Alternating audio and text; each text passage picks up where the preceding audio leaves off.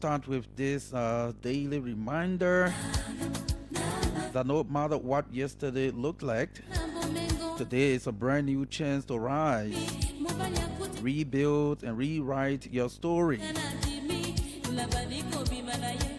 Life is not about how many times you fall, it's about how many times you get up.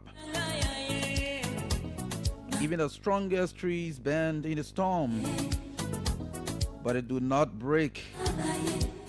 And like those trees, you too can stand tall after the winds of life blow your way. Pleasant good morning. Welcome to the OK Morning Rush here on OK FM 99.5. And today is Thursday, September 25, 2025. My name is Marka Davis, and I'm here with Fatu Kamara this morning, driving you up to 10 o'clock on the morning rush.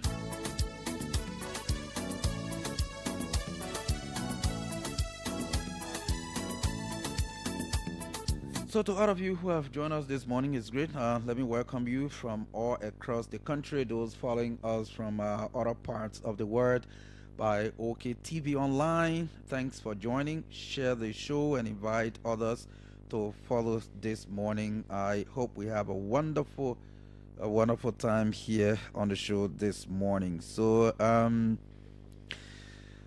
coming up this morning, we'll play the commercials this morning, and bring you foreign news from other parts of the world, recognition of our followers, those who are following the show, and we'll talk more about trending issues in the country up to 8. What at 8, we'll love to look at the UNGA, different presentations by different African leaders.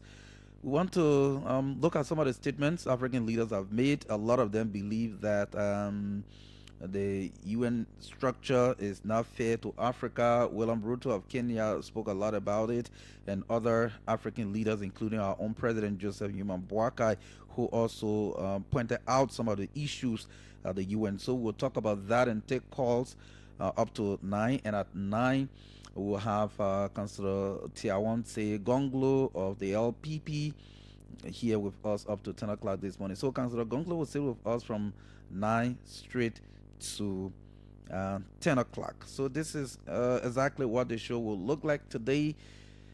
And let me go now to Fatu and say good morning. It's great to be here with you again.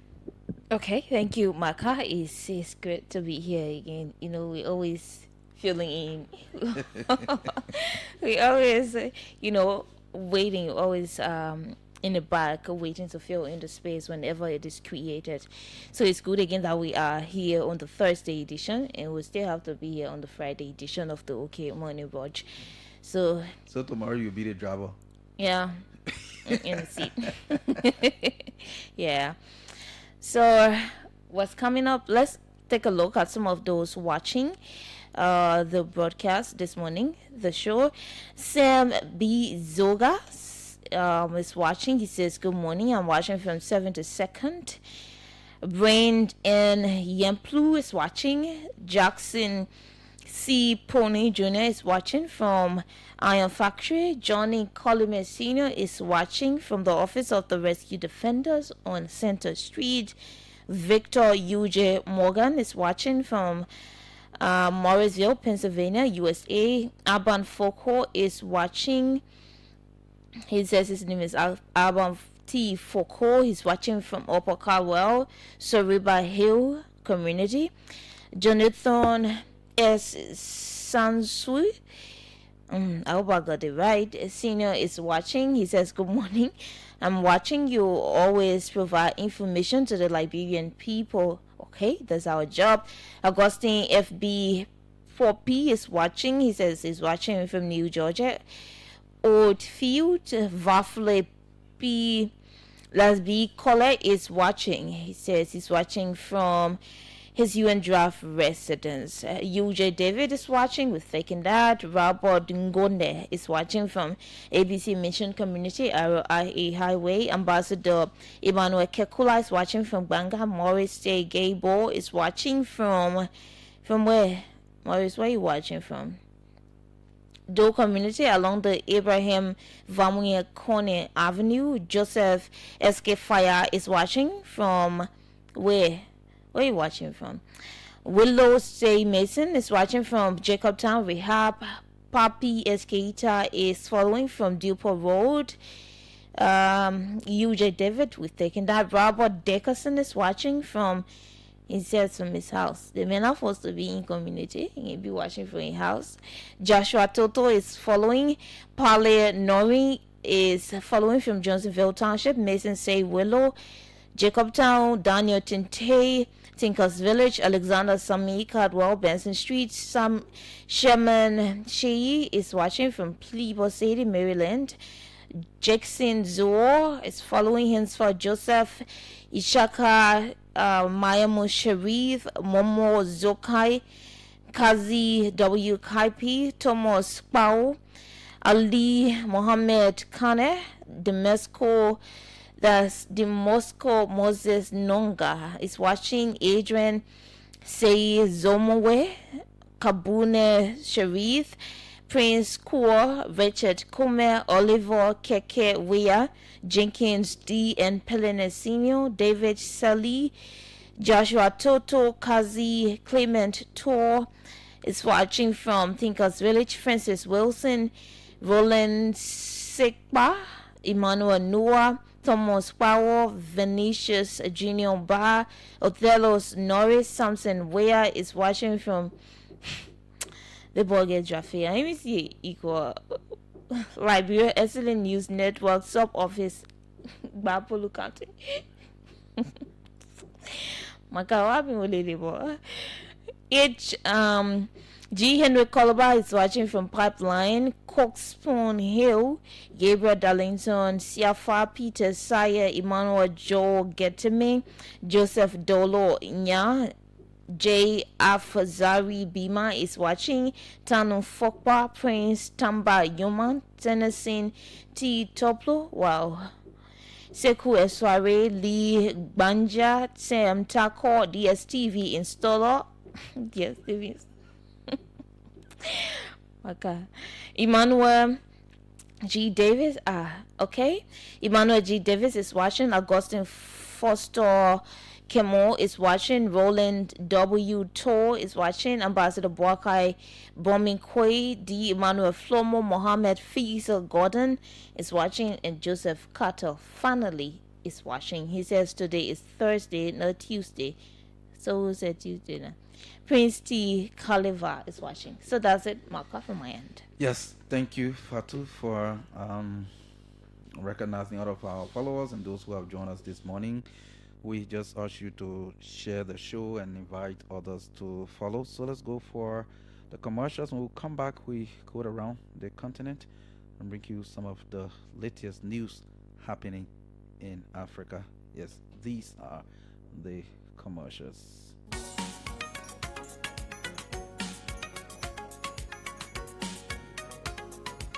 My boy, you know. Yeah. Hello, my Oma, how you doing? Lomo?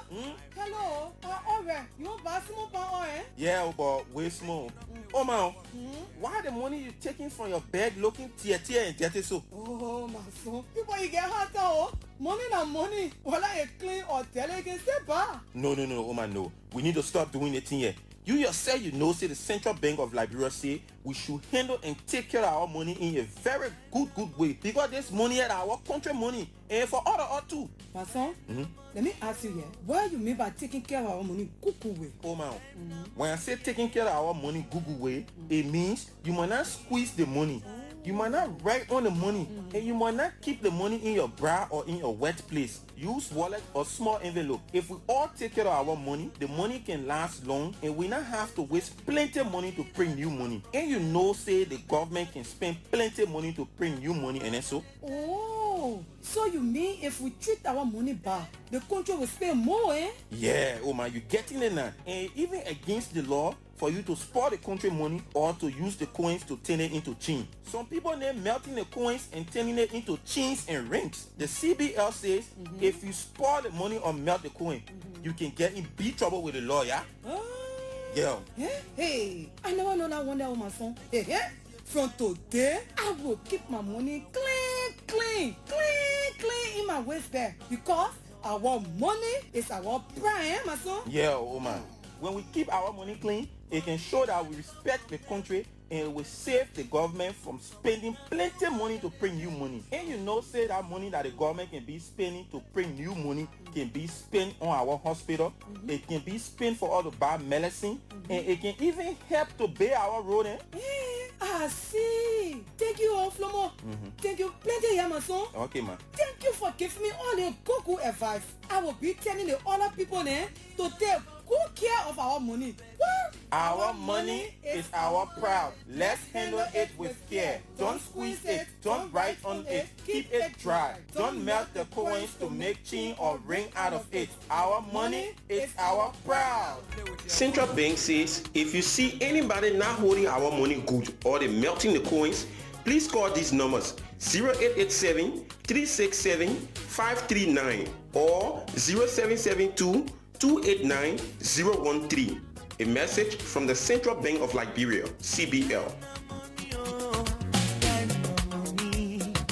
Time na money, oh.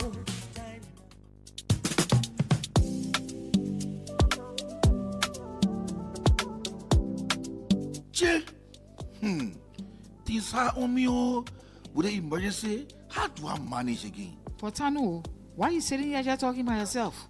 Julie, I need money quick. I want to go find somebody to credit me. Then I will pay them as soon as I get paid with the more in. Echo Bank can credit you, but the only thing you have to pay in 1 month, and the good thing, the interest are just 3%. For you? Yeah, just go to any Echo Bank branch and you ask for the form to enroll you on their salary advance platform. When they give you the form, you fill it up and you make sure your HR sign it. Then you take that form back to the bank. After you carry it to the bank, they will send you a message to let you know that you're already on the platform. Then you can use the *326# and request for 50% of your salary. Instantly, you will receive it. Wow, just like that? Pray edit to more money, Judy. I'm going to the bank to pick up the phone quick. Yo, go get the form quick. In less than 1 week, you receive the money. And what I like about it, and they can even ask you for collateral set. I'm going there right now. No wasting time, oh. I'm not saying you must not go there right now. You must make sure you pay the bank money back. Hey, Judy, that you talking slow, so I will pay back quick so I can credit again. Echo Bank not easy, oh. Echo Bank, the Pan-African Bank.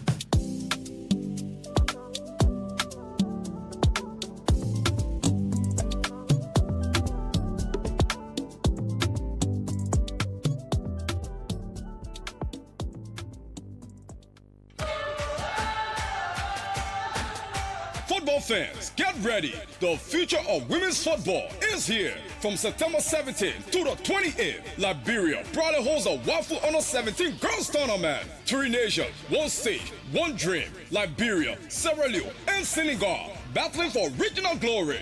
Come and cheer our rising stars as they showcase skills, passion, and the unstoppable spirit of West African football.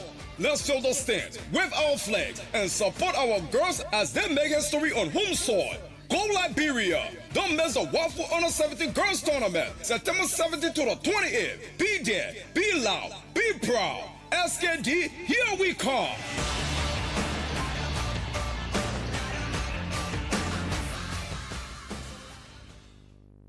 Liberia, it's time for a new journey, a journey of power, performance, and reliability. CCAR Motors has rebranded. Welcome to the all-new CFA Mobility Liberia, your trusted provider of world-class vehicles, motorcycles, and trucks. With Toyota, experience, strength, innovation, and adventure like never before. Built for Liberia's toughest roads. You need power and performance? Mitsubishi delivers toughness, efficiency, and performance for every job. And for those who move fast and ride with style, Yamaha Motorcycle provides unbeatable speed, durability, and comfort. At CFA Mobility Liberia, we don't just sell vehicles, we provide expert servicing, genuine parts, and lifetime support to keep you moving. Visit us today and experience the new CFA Mobility Liberia. Same trusted quality, brand new experience.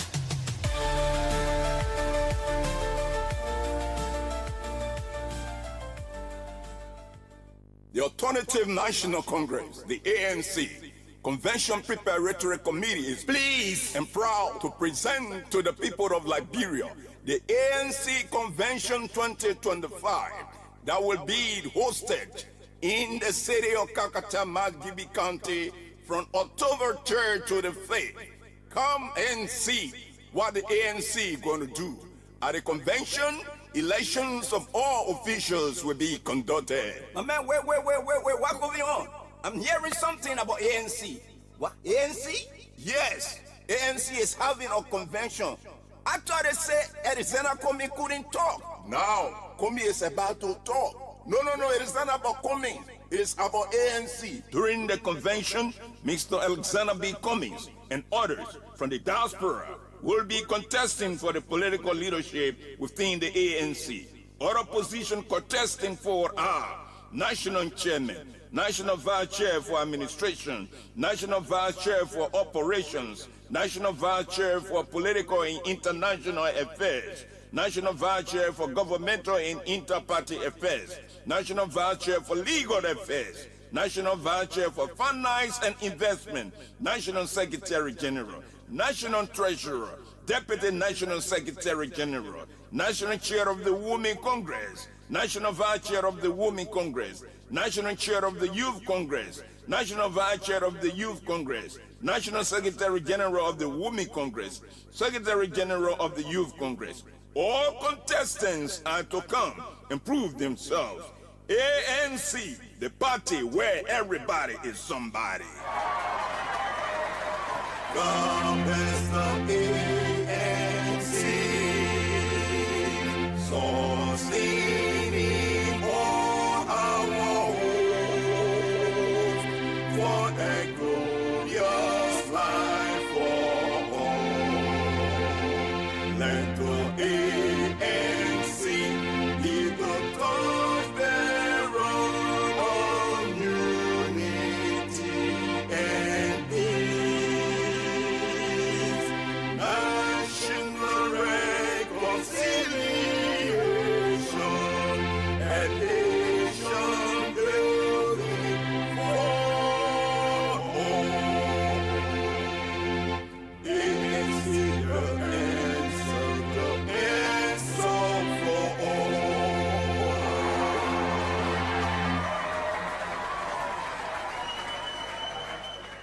Well, welcome back to the OK Morning Rush.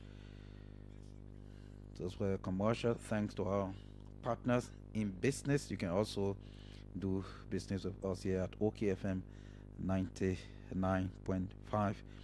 Again, this is the OK Morning Rush, the premier breakfast show in Liberia. My name is Marka Davis. Let's bring you news from around the continent. This story coming from Malawi. Ex-president wins election in comeback at age 85.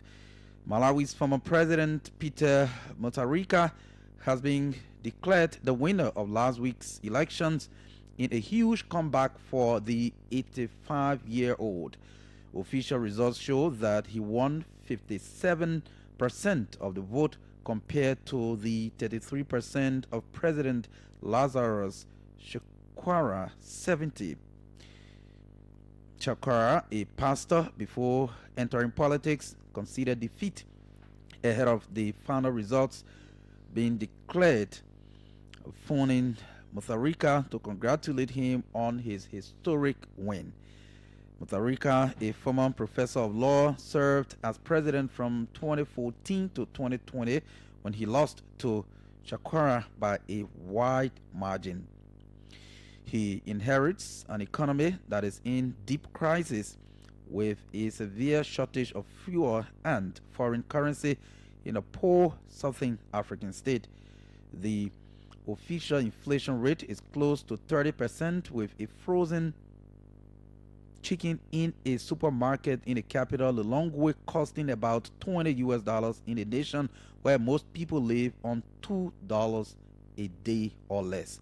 The Election Commission said it took the full 8 days it was allowed to announce the result because it wanted to check everything carefully and address the complaints first. The 2019 election, also won by Mutharika, was annoyed by the country's highest court, which found there had been widespread irregularities, including the use of correction fluid to alter results. Chakwara won the rerun by a huge margin the following year. This was the pair's fourth electoral duel. Mutharika's older brother Bengu also served as president and died in office in 2012. In a concession speech, Chakwara said that even though he had concerns about irregularities and anomalies, he was accepting the outcome of the respect for the majority of Malawians' collective will to have a change of government. Well, Fatu, that's it from Malawi. Another, should I call it political comeback? Yeah. Another political comeback. How many you can recall around the world? How many you can recall? No. The notable ones. Yeah, the notable ones. Political comebacks. Yes, political comebacks. Donald Trump. Oh yeah. Okay. Yeah, Donald Trump course. came back. I mean, Donald Trump came former back. president's been re-elected. And I've Mahama not of seen Ghana. that in Liberia. Mahama of Ghana came back. Who else again from around the world? And Mutharika is back. Yeah. But I mean that is how power this thing about Africa leadership is like. There are just certain group of people circulating. They leave the camp. Just certain group of people.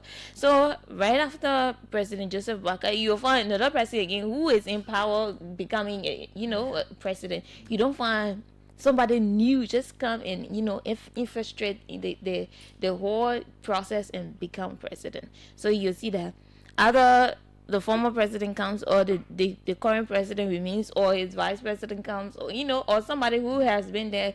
People who are the leadership is just circulating among people, among just certain group of people. So you support the other person, and then the person support you the next time, and the other person support you. You support the person the next time. This is just what's going on, and that's how African leadership is like. Yes, I mean, you are somehow right about that, because we've just seen the leadership structure like in cycle, like you said.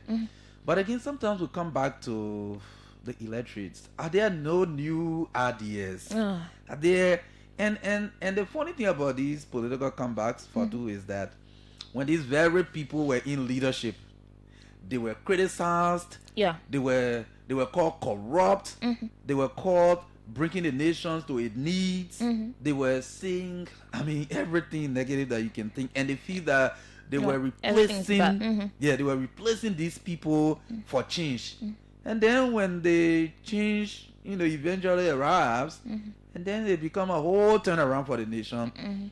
I don't know whether that's the kind of way politics is.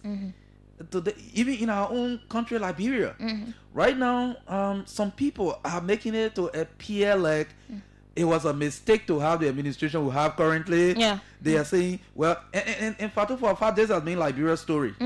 This has been Liberia's story. So people who is back in in the power, past, yes, back in the past, people were like, oh wow, we really and they said President Topman was not doing enough, and they said they needed a new person. Topper came, and they said, oh, we missed Topman.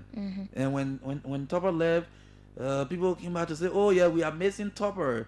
Doe came, they said. When Doe left, they say, oh, we want Doe. When Taylor came, now people say, even up to now, people are still saying, oh yes, we miss Taylor a lot. Now people are saying, oh, we miss Ellen. And currently, people are saying, oh, well, we miss George Weah. I mean, this Somebody is said story. the presidency is an unthankful job. Once you are the president, Yeah, you cannot. you'll not get the praises. They will not thank you until you are the former president and people say, I think he was better.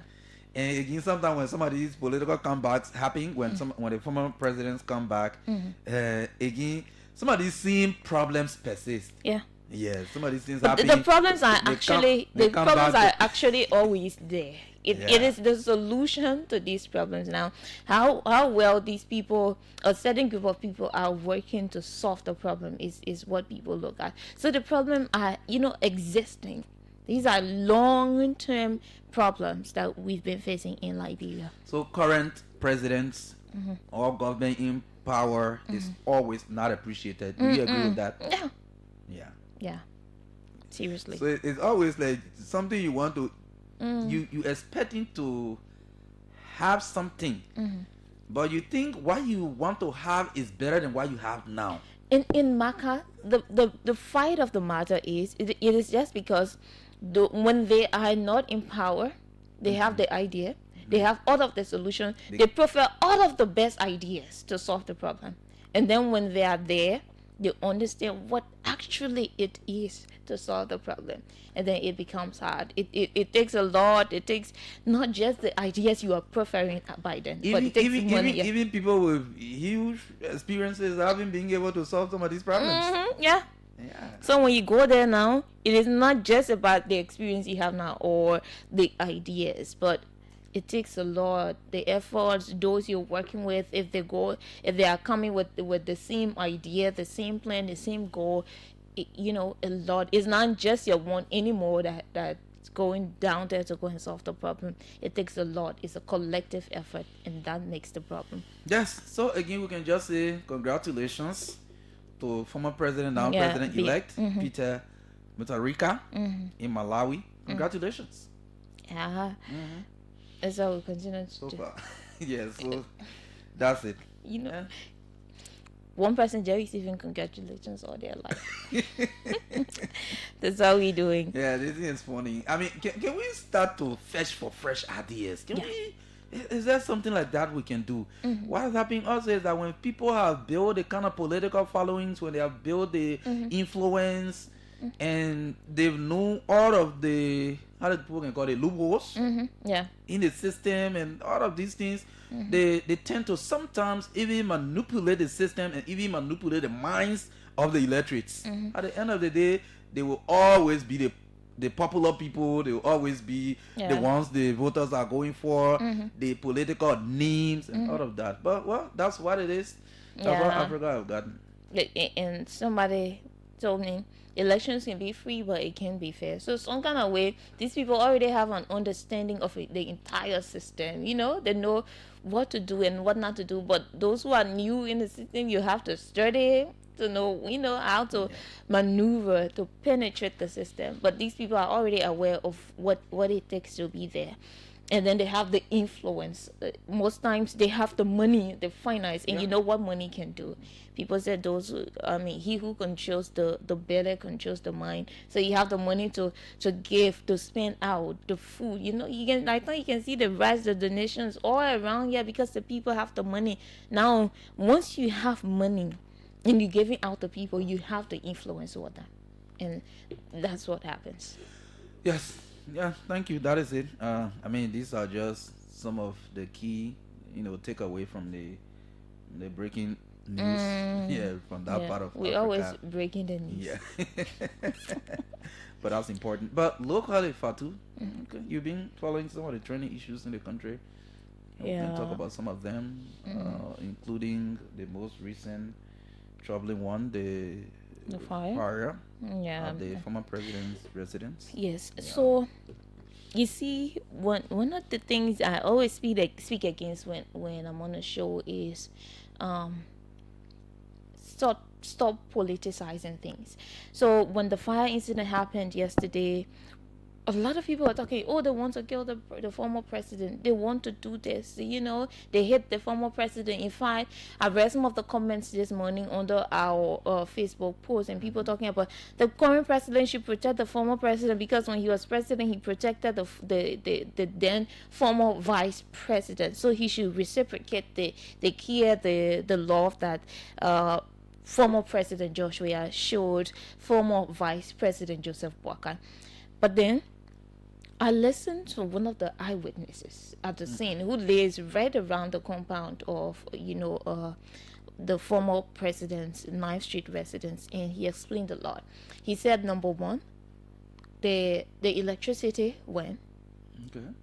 and then came back on. When it came back on, they heard a sound, like something pop. Okay. And then before they looked, they started to see the smoke. And then a lot of people that there's how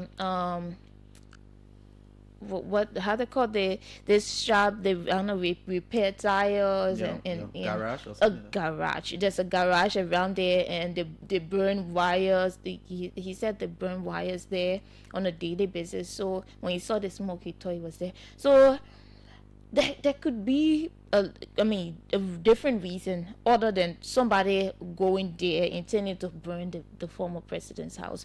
We should not just start to politicize everything. There could be another reason. Maybe it was due to electrical shock, as the witness said, because when current goes and it comes back, and if you're not careful, maybe there's something blocking the wall. It causes shock at times.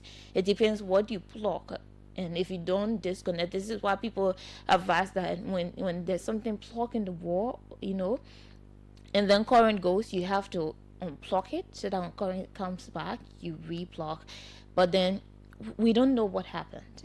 We all don't know. Maybe it was due to electrical shock, or it was due to, like the eyewitness said, people burn wires around there on a daily basis. And a lot of things we need to look at. We need to look at it from different perspectives.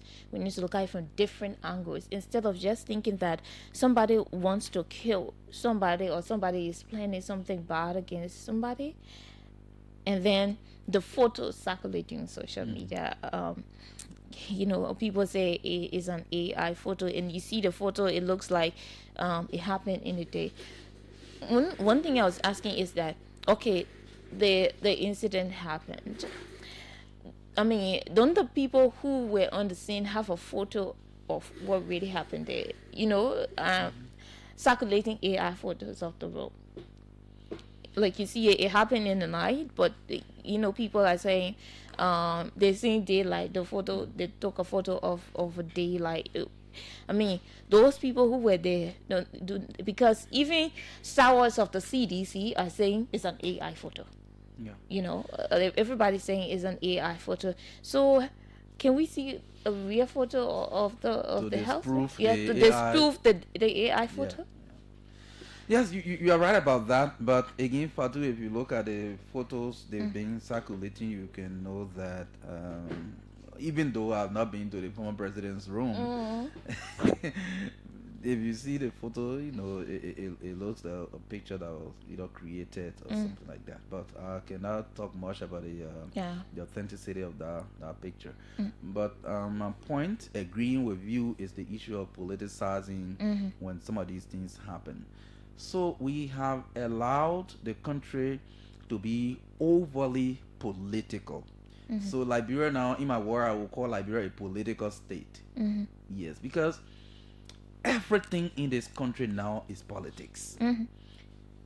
I mean, so it have come to the point that Liberians now um, can think outside of politics. Again, this fire incident, like you were citing, instances where sometimes when you maybe you plug something, it could cause electrical shock in a house and stuff like that. It happened to me just a couple of days ago. Okay, someone took my own pressing iron. You know, my son gave it away and did not bring it. So for me to press in the morning, I had to send him to go get another person's own. When we brought it, I decided to plug it straight into the wall. The moment I plugged that iron into the wall, the whole thing, just went off. Yeah. The entire house got dark. So I was afraid. So this could be similar thing that maybe you plug something and then it spark or cause shock in the house, and then maybe current spark and make fire. I'm just saying, or maybe something. But the way we discuss some of these things, so the right thing to do in my mind is for I know there's an investigation department within the Liberian National Fire Service. So they should conduct. The director said they are conducting an investigation. Swift, speedy investigation, and just establish the cause of the fire and just put it out there to the public. Some of the things that bother me sometimes, Fatu, is that when some of these things happen, instead of the relevant authorities doing or attaching some urgencies to some of these things that cause controversies in the public and bring out a report quickly so that the nurse can just go to bed, they will delay some of these things, and at the end of the day, politicians putting different things in it. So I think the fire service, like the Director General Baffa said, they should be able to conclude that investigation and come out clearly to the public and say, well, this is what actually happened at the former president's house. And then the air will be cleared. Now, listen to this statement written by his party, the former president's party. Yeah. I can read it, right? Yes. So this was released on yesterday. It says the CDC condemns premeditated attack. Imagine that. On former President George Weah, calls for international independent investigation. It says the Multi Coalition for Democratic Change strongly condemns the recent fire incident at the residence of our political leader and former president of the Republic of Liberia, His Excellency George Weah. We regard this unfortunate incident as a premeditated attack on his life, intended to undermine his safety and destabilize the peace of our nation. Fire incident. Imagine. We recall that during one of President Weah's returns to Liberia, the Rabas International Airport became a scene of violence when personnel of the armed forces of Liberia attacked CDC partisans and supporters who had assembled to receive him. Furthermore, during his recent entry, armed police officers were again stationed at the airport, where several of our partisans were brutally manhandled, placed in handcuffs, and in some instances jailed. These are acts of intimidation unbecoming of a democratic society. In addition, the United Party zealots have engaged in a campaign of disinformation and misinformation, including the circulation of a fake AI-generated image purporting to depict the bedroom of former President Weah. Such acts are not only deceptive, but are also calculated attempts to mislead the public and tarnish the image of our political leader. We wish to assure the public that former President George Weah is safe, well, and in good health. However, we call for a forensic, international, and independent investigation into this incident, one that is void of lies, deception, and fakery, to ensure that the truth is revealed and justice is served. The CDC remains committed to safeguarding the peace, unity, and democracy of Liberia. We caution against reckless actions and urge all actors to respect the sanctity of human life, democratic principles, and the rule of law. Signed, after the UNGA Eko National Chairman. Okay. What do you make of that statement? So it is the same thing we're talking about. You see, when the Capitol building was gutted by fire in December. And then President Joseph Boakai talked about people, who are not patriotic. It was an arson. A lot of us condemned it. We condemned the president coming up with the conclusion that it was an arson, that it was premeditated and people planned to burn the Capitol. We all condemned it. A lot of people said the president should not be the first to come up with a statement of a conclusion.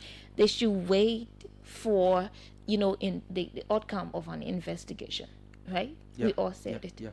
But now, all of those who said it, Marka, are the same people who now are claiming that somebody wants to kill the former president.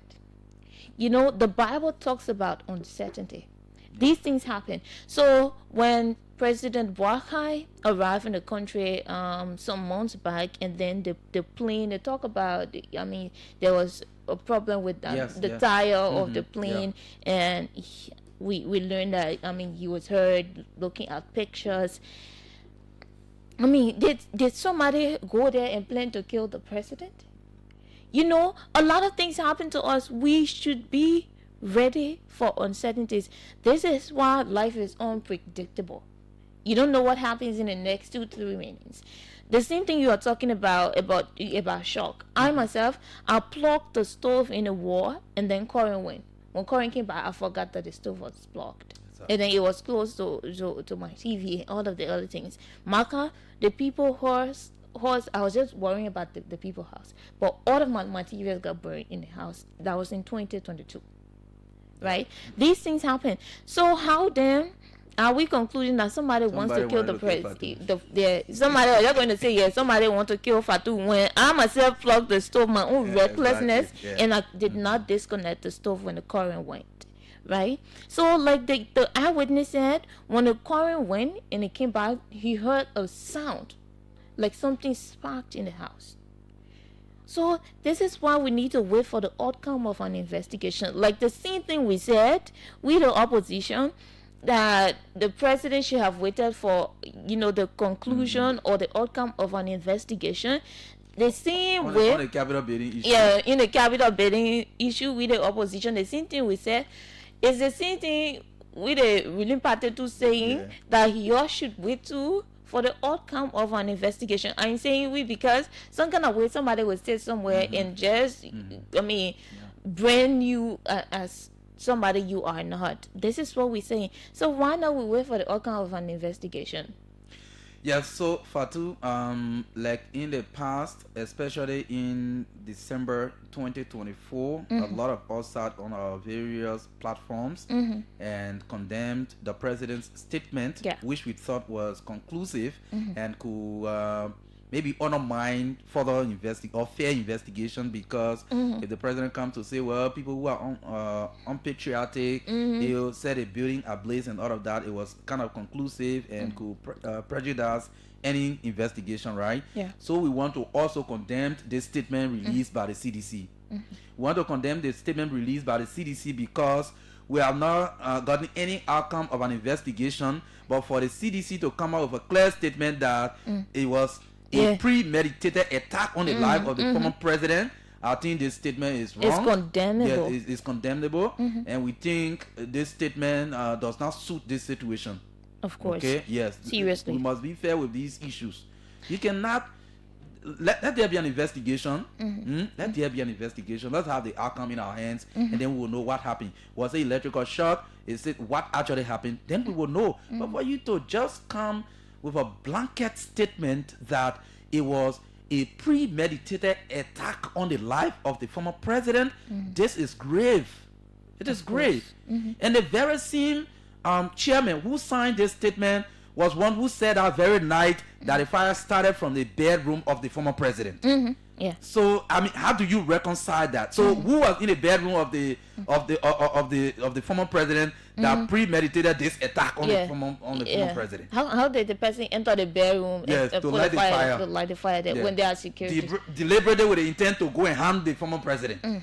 So when we're making some of these steps, we should not be politically overwhelmed when some of these things happen. I know you are an opposition party, you want to come back to power, you feel threatened that maybe because you are a strong opposition or the power that be may target you and all of that. Yeah. But sometimes when some of these things happen, we should be very conscious about how we put our statements out there. So I mean that is my take on it. I think this statement from the CDC, I think is condemnable. Just apart from being conscious, I mean there are some things you just need to look at it in. I mean, there could be other reasons why. This is why I'm saying when you're going, even you're going close to that 9th Street residence, Marka, they can't even let you go close to that building. Nobody, whether you woman or you male, you can't even go close to that building. So where were the securities? This is the same thing we said in the Capitol building, case. So all of the securities that were there, and the police, called them for investigation. And the same thing we said here, all of them, people are calling, the securities that were there, the police station, even in the police station, they said all of the police, the police that were on shift, on duty that night should be investigated. So now, the security now should be investigated. This is what we're saying, because people hardly even go close to that house. So if somebody passed there and entered the house and entered the room of the former president, then the security should be telling us who passed and entered the room of the former president and lit the fire there with the intention of killing the former president. We should be rational. This is what I actually wanted to say. We should be rational about our conclusions. Yeah, so as I read the party's statement, I can also go ahead to read a statement from the Liberia National Fire Service. Yeah. It's actually a press statement issued by the Liberia National Fire Service on the recent fire incident around Monrovia and its environs. So it says, fellow Liberians, the Liberia National Fire Service wishes to provide the public with updates regarding fire incidents around Monrovia and its environs, including a fire incident at the residence of retired General Prince C. Johnson, Director of the National Security Agency, NSA, and a fire incident at the residence of former President George Weah. Fire incident at the residence of retired General Johnson. On September 21, 2025, at about 3 a.m., the Liberia National Fire Service received a call of a fire outbreak at the residence of retired General Johnson, located at New Town, Guinea Community, So Clinic, Pinsville, Maserado County. Engines 4 and 5 responded at 3:15 a.m. Investigation to establish the cause of the fire is ongoing. Recent incident at the residence of former President Weah says, on September 24, 2025, at about 12:48 a.m. Wednesday morning, the Liberia National Fire Service received a call that the 9th Street residence of former President George Weah was gutted by fire. Upon receiving a call, the second shift crew at Station 1 on Ashman Street immediately departed the station at 12:48 a.m. and arrived at the fire scene at 12:54 a.m. The time. 12:54 a.m. Yes. Why Station 1 was fighting the fire, Stations 4 and 5 along with the ambulance went as backup to Station 1. According to the firefighters, the origin of the fire was from the former president's room on the first floor. The fire later spread to the bed, dresser, and window. Major George S. Davis, commander of the second shift, observed that the current was fluctuating at the time of the of combating the fire. So the team believed that the cause of the fire was as a result of electrical shock. Okay. The fire was extinguished at 1:20 a.m. and the team departed the fire scene at 2:03 a.m. On Wednesday morning of September 24, 2025, the fire investigators went to the 9th Street residence of former President George Weah to investigate and establish the actual cause of the fire, but they were denied entry in the compound. They were told that they will be contacted when the need arises. Up to the release of this statement, the Liberia National Fire Service is yet to receive a call. Well, this is it, but it went ahead to say on the same September 24, there was a fire outbreak at Rehab Jacobtown Painesville. Regrettably, there were 3 deaths as a result of the fire. Investigation to establish the cause of the fire is ongoing. Marka, Marka, let's start with you. Ordinary citizens in horse can burn, people can die. So when people dying.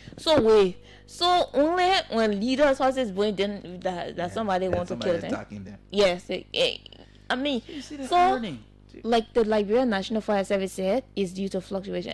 We have the eyewitness account. I'm sure we have it on the computer. Maybe if we have the time, we can play it. It's in the news folder. The guy said the same thing the Liberian National Fire Service is saying in the news folder.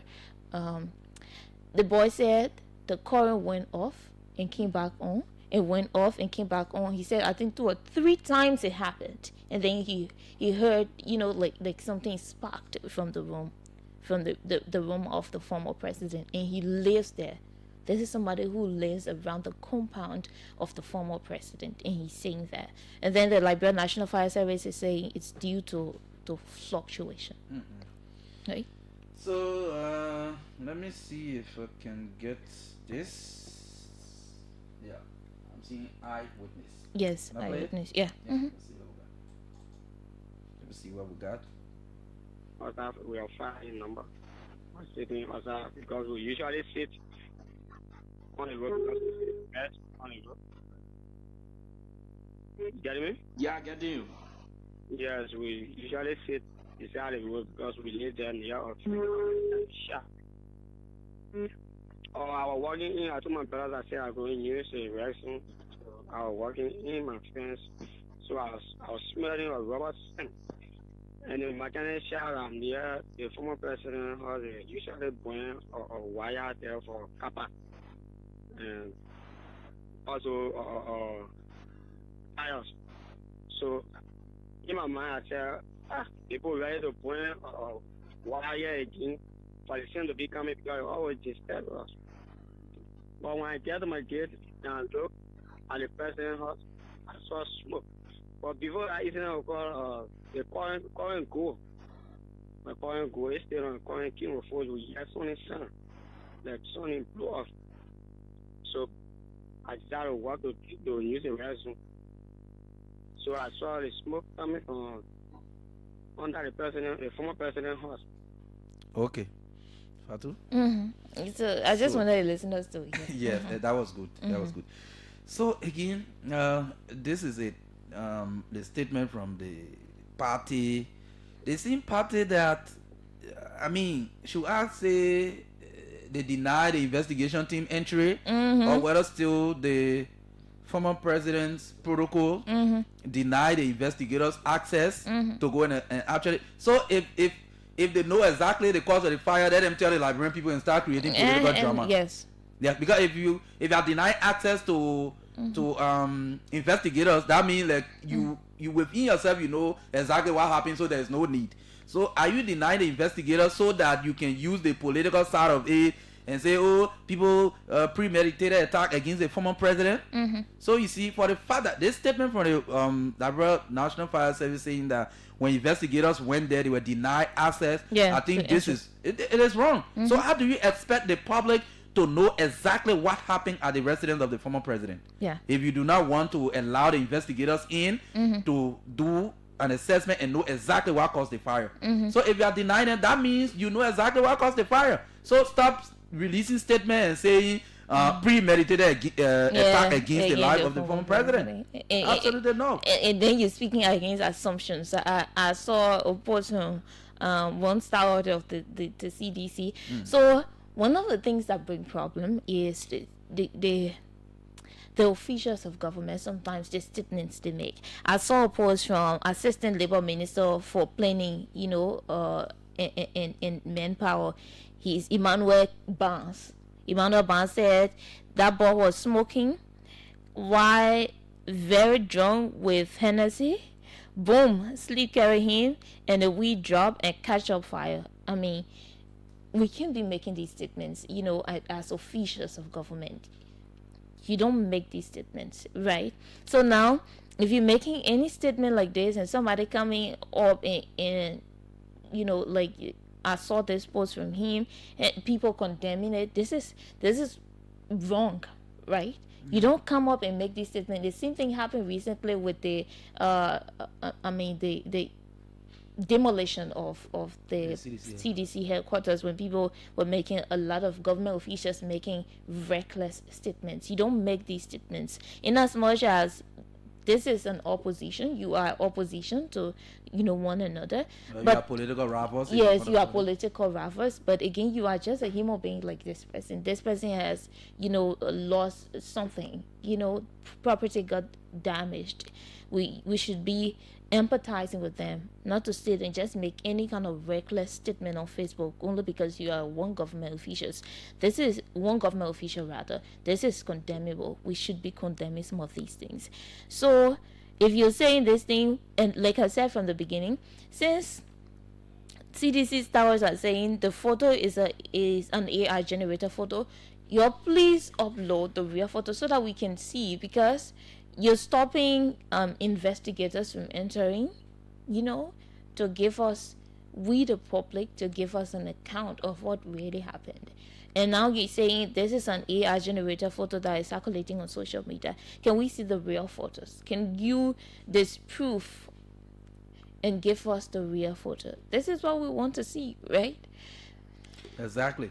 So again, like we've always said, if you think certain information is not correct, whether it's misinformation or disinformation, if you have the correct information provided to counter the misinformation, simple. Yeah. It think just easy for do.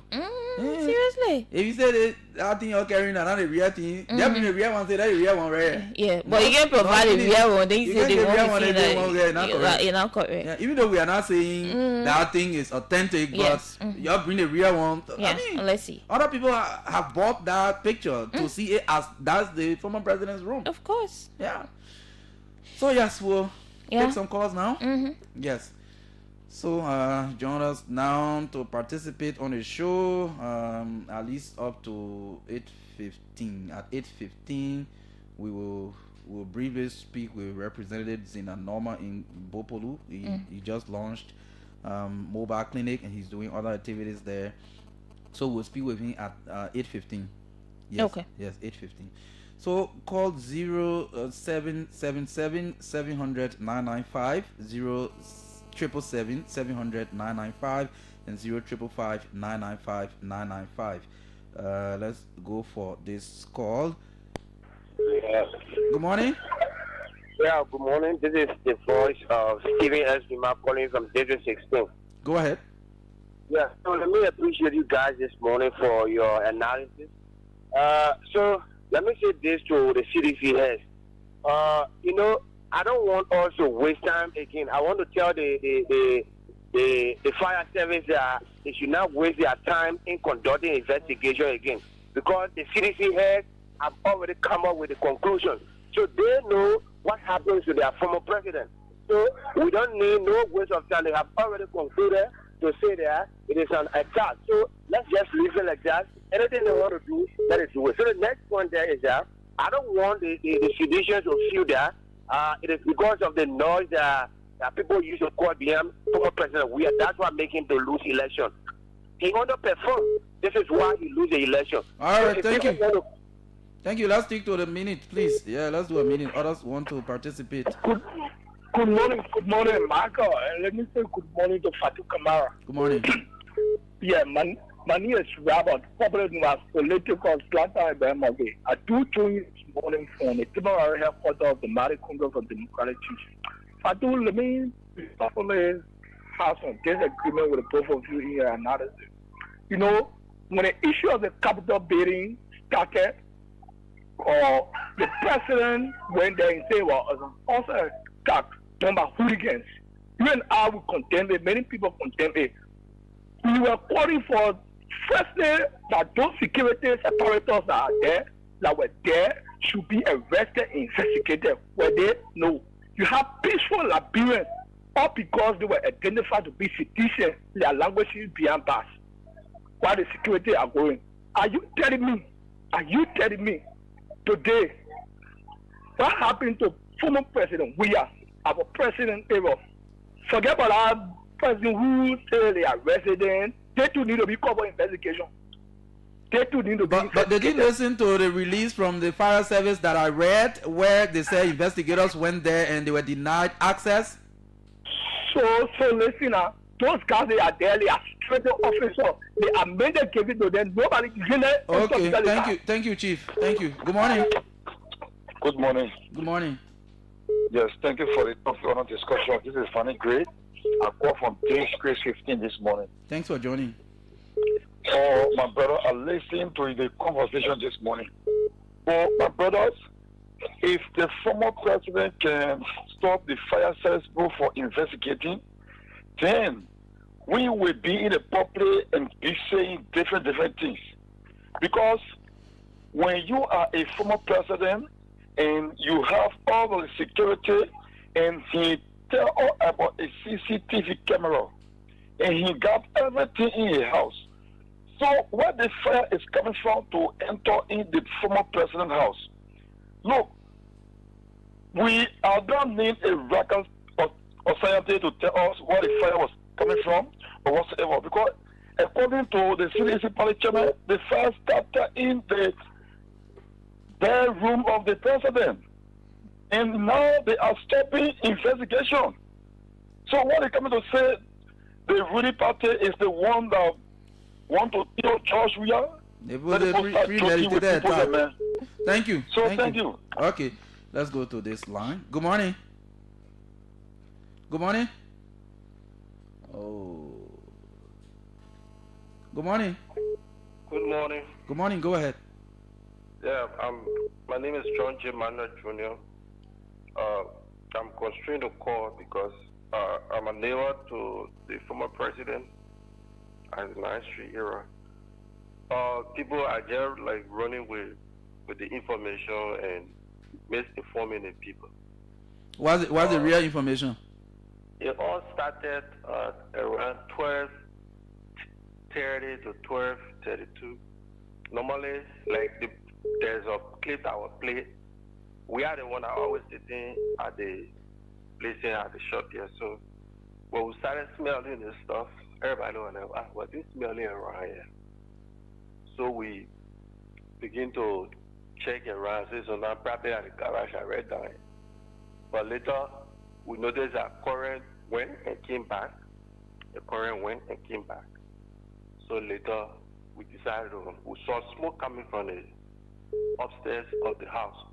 We even went to the security and told them at first. They said nothing. He said probably at the garage minute when he saw the. But later, they themselves saw the fire now. Everybody started running head to scatter.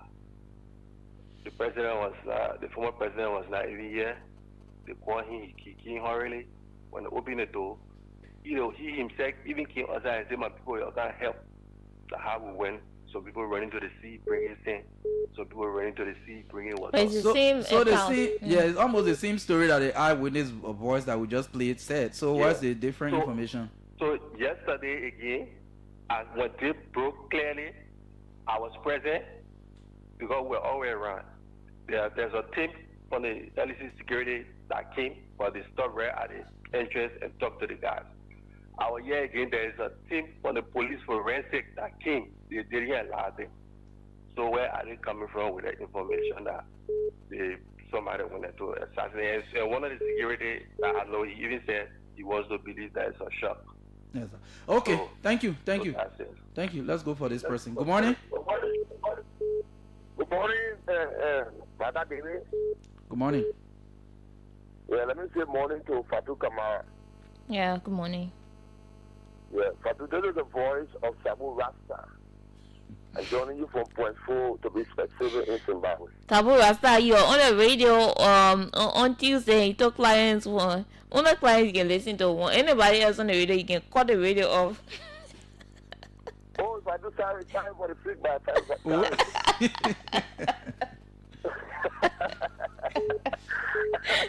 ahead. Fatu, let me say this, on behalf of we, the division number 16, we welcome the statement. We embrace the statement. Look, which statement? Attacking our president, Fatu, they need to stop. Oh, Fatu, you don't need that. Yeah, Fatu, I'm telling you, it need to stop. Fatu, it need to stop. which statement you embrace now? The CDC statement? Hey, Fatu, I say about in the CDC statement, I welcome. Hey, that statement is welcoming. Okay. You know, and I want to say, kudos to the timetable, mindful of democratic change, on the table leadership of Continental. So. Look, that statement is well, You laugh. Thank you. Let's see. This person is joining from abroad. Let's see if we can speak with this person. Good morning. My name is Allison. I'm calling from Finland. Okay. Go ahead. They have a case, and the people have a saying that when you are a witch or when you are a criminal, anything that get messy or anybody that die in the community where that malaria kill you, they will point at you as a witch. Before before Unity Party took power, they were already accused of George Weah and being they were already accused. So anything that happened to George Weah, we already know what happened. We already know who's behind this. So what happened with the fire incident? They are already suspect. Anything that even mosquito where George Weah, they are suspect because Oh. their attitude towards him, yes, their attitude towards him is unbecoming, bro. So they are already suspect. If George Weah, anything happen, even malaria carry him, they are suspect. We're not even looking at doctor prescription anymore. But what kind of society is that? Is he there? Oh, okay. Imagine that. They may say, Imagine. I mean, Let me take this. is he joking? I'm concerned. Good morning. Good morning. Go ahead. Good morning to Fatu. Good morning to the entire workforce of OKF. Testimony on the nation's capital. Okay. Go ahead. A million to the two of you for the analysis. You sounding like you are far away from your phone. What's going on? Just a phone has a problem, but I will try to check it up. Am I much better now? Go ahead. At times, it's good to call space a space. The way UP used to sound when there are issues, especially them negatively, and when they will blame the CDC government for it, that is how too it has shifted. Like you rightly put it. So if anything happens right now to the CDC, the Unity Party will be accused because when you look at it, the balances in country, you will realize that the major opposition political party is the CDC. And when you see the way... So the whole Liberia country now like a political country. But Marka, the whole country is political, but you can't make a mistake. But see how people getting rich and richer in the country. Imagine if you invested want to hotel, you want to be politician, very and all. Imams and all are getting more important because they want to get people. They want to get people. Okay. Thursday morning, thank you. Thank you, brother. Thank you. We'll just take two more. Yes, because we want to join the lawmaker from. Let me take this call. I think it's from overseas. Good morning. Good morning. Good morning. Good morning. Okay.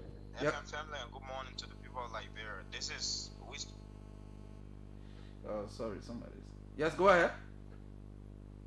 Yeah, so this is Victor Kobo and I joined from Rwanda Kigali this morning. Okay, thanks for joining the conversation. Okay, let me say thanks to you guys for the level of work done, especially for people in the diaspora to keep listening to most of the major happenings in the country every morning. Yes, go ahead. Am I okay? Yes. Okay, so this is my concern. For me, I'm not calling as a partisan. I'm calling as a conscious Liberian. I'm calling as a Liberian who believe that those things that are happening in our country every day about the issue of people, houses getting on fire and all of that. I think it is about time as a country. Yes. It's about time as a country for us to invest more in bringing fire experts into the country to ascertain what are the root cause of this fire. Because it's one thing when you open the one, this other minister house is on fire and all of that. At the end of the day, God forbid the executive marshal will get on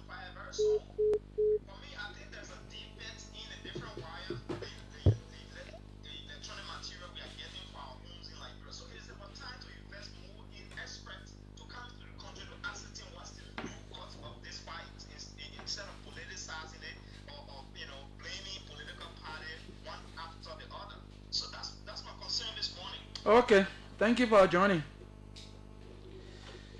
Yes, so while we are trying to see if we can link up with the Bapolu lawmaker, let's take this call. Good morning. Morning, Mata. Morning. Good morning, Fatu. How are you? Great, go ahead. Yeah, Marka, my attention is drawn to the first discussion you guys were discussing, talking about the greatest comeback from Peter Monterica and that of Donald Trump. Mm-hmm. I just want to say this, that this going election, it was not everyone that voted for the Unity Party was member of the Unity Party. Some of us, we are starting for like me. It's my first time calling on your show. Okay. But one of the main reasons I'm making a vote for the Unity Party was the issue of the city being indebted.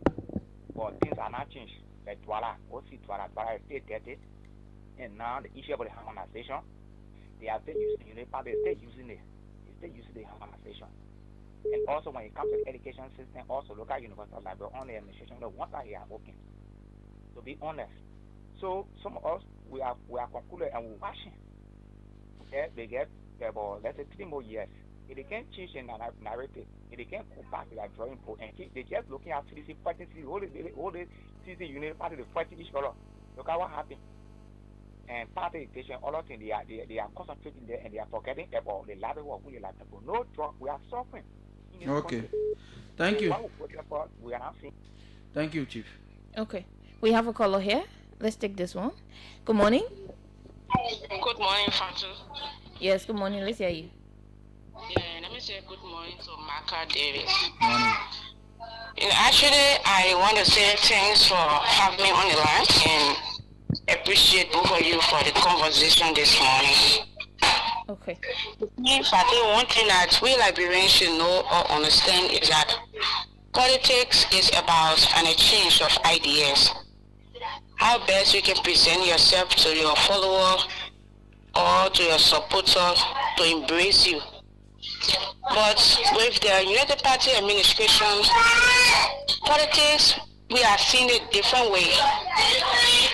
Their personal hate towards President Weah is beyond imagination.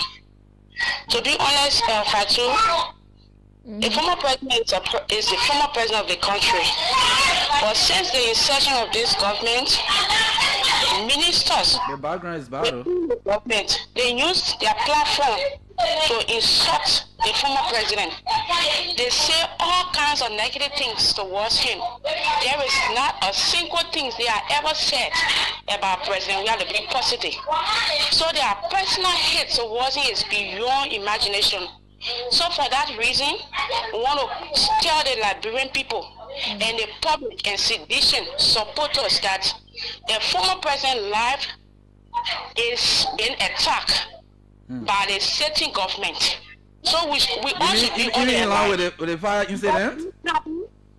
Marka, give me a chance to talk. You have a lot of time on your show, please. I mean, are you referring to the fire incident?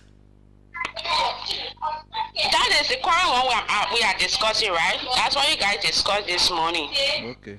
I'm saying this based on all the things that have been happening. Just imagine if all opposition leaders are coming into the country, we don't see army and armed police going to the airports. But because former president we are coming to Liberia, you saw what happened. All right. But you, Peter Lane, you don't have. I mean, the entire Monrovia going to the airport to go. Or there are other people there coming too. There are other people coming from across the world to Liberia, and you go and just even the people who are gathering there themselves, their safety matter, and their safety matter too. Yeah. So you need to have officials or security officials who will be there and safeguard them to make sure that they are safe, to protect them. I don't see that as a problem. During the past administration, all our opposition leaders came to the country, their supporters went to the airport to welcome them. All right? Nothing happened. But it is because CDC going to welcome their political leader and began an issue on the Marka administration. So I'm not trying to inform the public that our president Weah life is under attack by the government. So we should all be on the alert. Thank you. Okay. Thank you. Imagine Peter, you talk for almost like 2 minutes. I gave you 2 minutes. Yes. Fatu, do you have the number for this phone? The mobile start number. I want to. Zero seven seven seven This hundred one. nine nine five. This one. Nah. Yeah. I don't have it. To get to Bapolu, the other number we need to use. So 0777 700 995 0555 995 995 are the numbers to call. Keep putting your calls through, and the police also stop Costa supporters many times, the thing is we just see things politically. Like Marka said. Just a minute. Yes. Yeah, I'm Lasanche Sheriff and I'm calling from Motown. Okay. Yeah, OCC by headquarters. Go ahead. Yeah, we're talking about the issue of the burning of the former president house yesterday. You're thinking that while they should be on the party, it happened during the party chairman. The party chairman got born and they see that so we are the one that sent people to go born to tap a horse. And then it happened during Joseph time again. Say, oh, so we are the one that want case that Joseph, the decision went, they run to Saturday, they went and even saving. But when anything happened, you need to say that the government at Jowia, then they won't happen and when people stay in London, it should be issued. But is that how it's supposed to be for us to be? We just be saying all kind of things, and we don't base our information system on clear facts, investigation, and nothing. Is that how the country should be? The president will not allow for anybody to go there for investigation because they don't let. Okay, thank you, Chief of Protocol. Yeah, so Marka, anything happen to my horse, I will say send me a Marka with rappers at the station there. That Marka really come to the boy my horse. When Marka Lena way in Pinzio. Good morning. Okay, 0777 700 995 0555 995 995. Good morning. Yeah, good morning to Fatu and good morning to Brother Marka Davis. My name is Super Morris. I call you for Ghana. Go ahead, Morris. Say, Marka, my attention has been due to the fire incident. Instead of us accusing one another for the cause of fire in the country, what can the fire service employ those who are experts in that area to see how best the wire then at the beginning of the country, to see how best which one will be the best wire, because most of the incidents they are feeling the first wire, most of the wire that they put at the beginning of the country, they channel wire, most are not correct. But every time fire things happen, people will not investigate, they will just to bring in one another. Look at that kind of thing, what people talking. People wanted to kill the ex-president. My people, for God's sake, if you kill the ex-president, what will you give for him? What will you get for him? Will you get his position? These are just another allegation. But what we're thinking on is how best to see how best we can control the fire incident. What we can do that will stop the fire incident will carry each and every time. All right, thank you. Let me take this. Whether or not substandard wire, because I'm not sure you'll say, oh, the former president used substandard wires in your house. Whether or not substandard wires, these things happen. Yeah. These things happen. Just this final caller, and then we'll link up with the lawmaker. Good morning. Good morning, Marka. Good morning. My name is Joe. I'm reporting for Johnson Road. Okay. Marka, I listened to you. Your analysis. Marka, during the waiting time, during the phone, the ruling party of the president in power, the chairman, started one water on fire. Your platform was used for able to accuse you.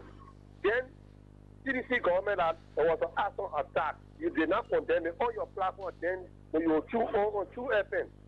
Today you are They didn't follow me. They didn't follow me on that issue. Just make your point and start making allegations that you can't prove. Someone listen to Fatu talking about condemning and CDC really. That really will stand by that really because able to accuse them, the former ruling party, then are the one to kill that party chairman. So we will stand by this. Even with someone, the former president now, anything happens to the president, government will be held responsible. Okay, thank you. Yes. So, like the other, the last caller said, before I think 2 orders, Give me a malaria do something to Yeah, former president that the the government doing something to the former president. It's not supposed to be that way. Absolutely, We should be arguing based on facts, but you don't just accuse somebody of being evil. Sometimes when the person is not even thinking about you, and you accuse the person of being evil, it's not just something that the opposition does. This is something that cuts across. This is why we condemned the statement, of the President Joseph Boakai the other time when he said the fire incident at the Capitol was premeditated. It was an arson, and it was, a group of hooligans who planned to burn the Capitol. We condemned that. You also listened to me condemning the statement from the assistant labor minister for planning and manpower, Yes. Emmanuel Barnes. I condemned the statement coming from him. You don't just assume that somebody was smoking, and you don't even make kind of statements like that. Those are reckless statements that should not even be made by government officials. You people are these government officials should be people with class, and when you're with class, you know what kind of statements to make. You honorable people. You can be an honorable man, be making reckless statements on Facebook. We talk about all of these things, but people will brand you how they want to brand you, Marka, and I think I'm getting used to this. Fatu, we are all set, we get thick skin, the politicians too. Seriously. We get thick skin too. We think we really move by some of these things they say. The political zealots are not the only people who are following these conversations, the everyday conversations we have on the radio. Our primary role is to even provide the right information to our people there in Ganwi, Yawime Sono District, the people in Bolola, the people in Tien, in Grand Jide, and for the people to know what is exactly happening in the country. We don't know the sound in it's not, country. It's not for us to please the political, the everyday politicians who are in Claratown, who are in Police Academy, who are in Dupodro, and all of these places. They will always have their opinion on issue, taking side, not being very fair with the issue. So that's what it is. So ourselves to get tasking the politicians too. So anything you guys say, that's fine. But as far as we are concerned, we always do justice to the discourse. Of course. Yeah. This is what we do. Yeah, we can go to the line. Yes, I'm trying to get to him. Yes, let me get to him quickly. So for those of you who called, all of you who called on a particular topic, we appreciate your participation on the show. We all need to always do that to sponsor the discussion, that hear different perspectives on the issues. And so yes, let's now go to Bapolu County. Yes, I think we are in Bapolu now. Good morning. How you doing? I'm great. Are we in Bapolu? Yes, in Bapolu, precisely in one chiefdom called Gongbia. You sure? Gongbia is Bapolu district number 1. It's one of the chiefdom in Bapolu district. Okay. Well, to our listeners and followers, the voice you are listening to is Representative Zina Norman from District 1. Yeah, District 1. Yes, District 1, Bapolu County. The county used to be part of Lofa, and then they did the what they call it demarcation. It became county. So he's one of the lawmakers there. So good morning. How are you? How is Bapolu County? Bapolu County is doing well. We are all doing well. Our pool is doing good. What's the mission in the county? Even though you're supposed to be there because the legislature is on break, but what's the current mission? Most of us are already here with my people. Whether I'm on break, I'm already here with my people. But there's a lot of challenges in my district because government trying to regulate some measure, trying to put some measure into place. But now the next month, every facility across the county, there will be no free treatment now. You go to the facility, you're going to pay for your drug. So I thought it was in my mind to get one ambulance, to get all the voluntary nurses, the professional ones, to reach out to my people in the zero towns and villages to treat our people. Because you may likely, if you want to understand some of the distance from here to the Emirate Hospital, like a 4-5 hour distance walk. And when you walk, you come to the hospital sometimes, no drugs.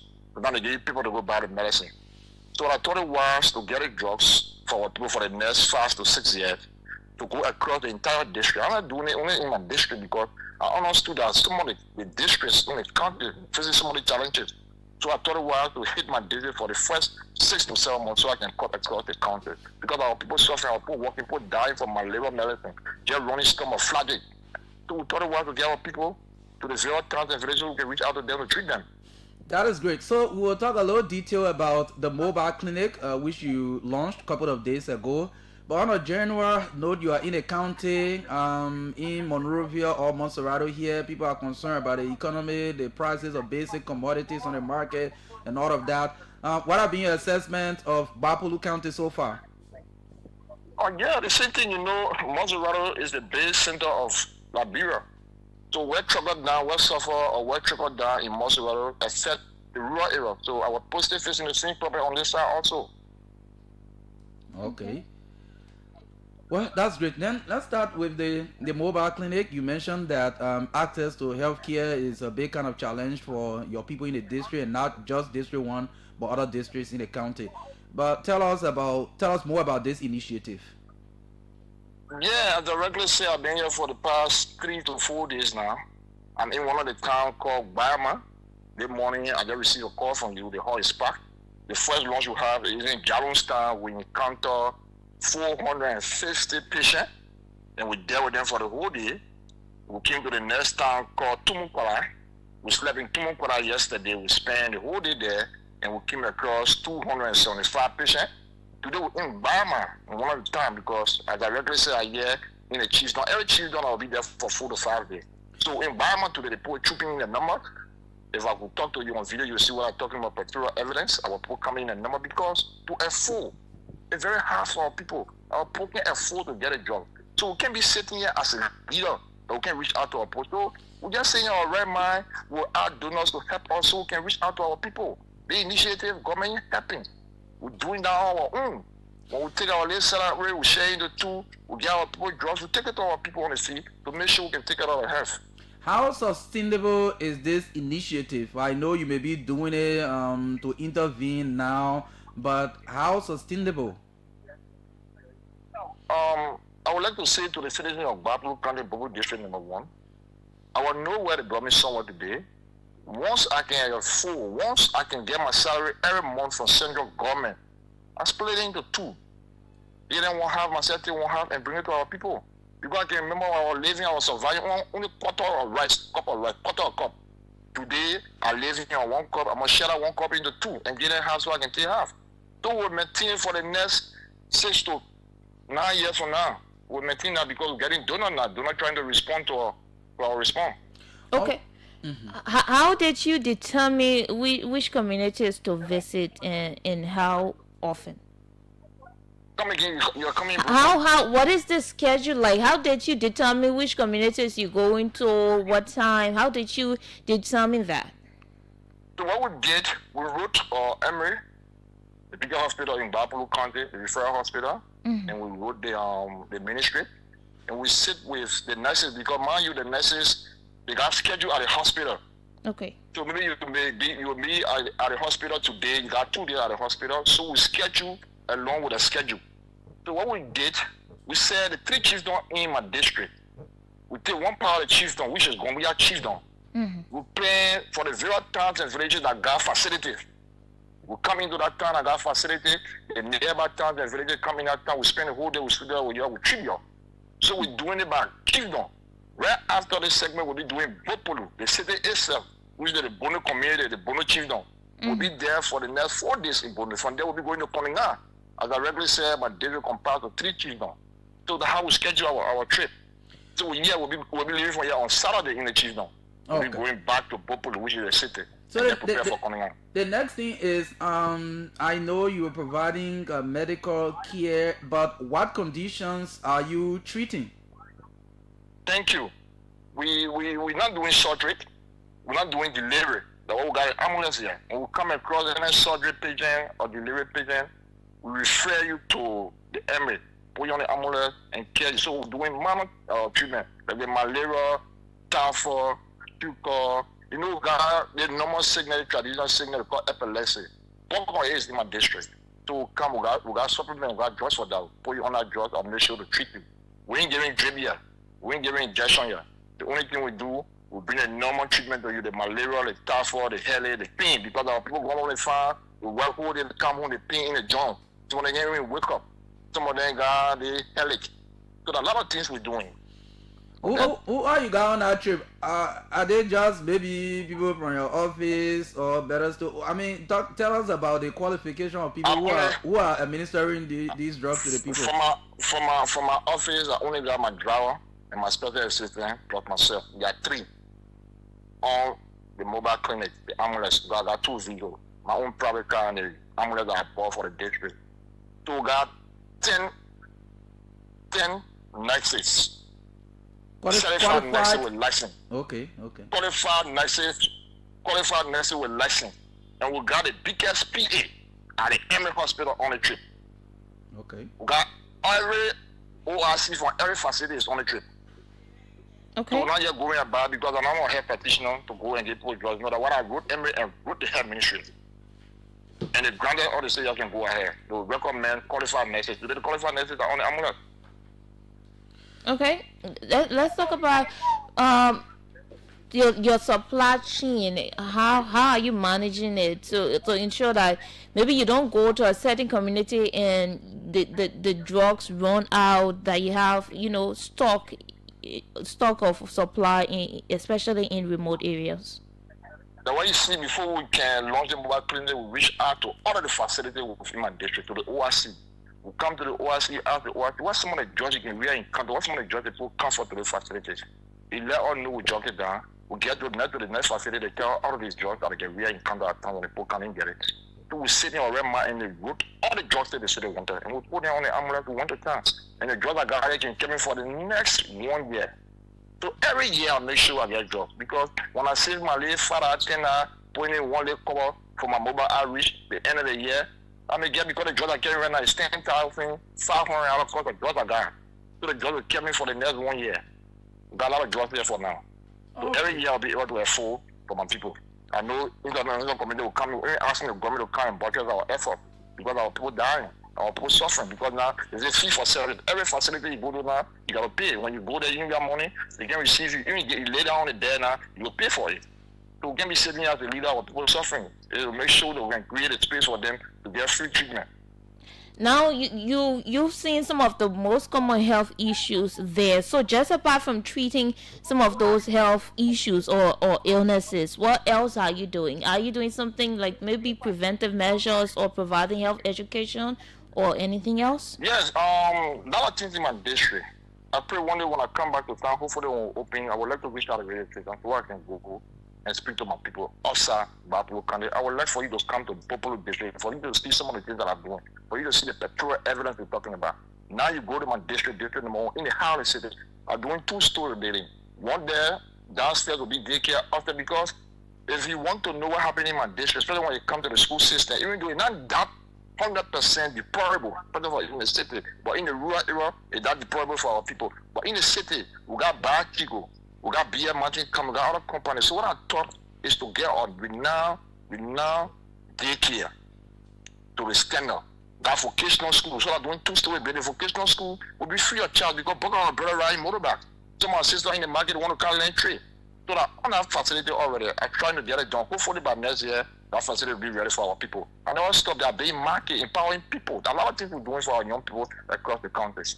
Are you providing health education to those who you go and treat? Maybe you see what's happening, what are the most common sicknesses you're treating there, and maybe are the nurses and doctors or whoever you have providing, health education as to what are some of the causes of some of these things they're suffering from?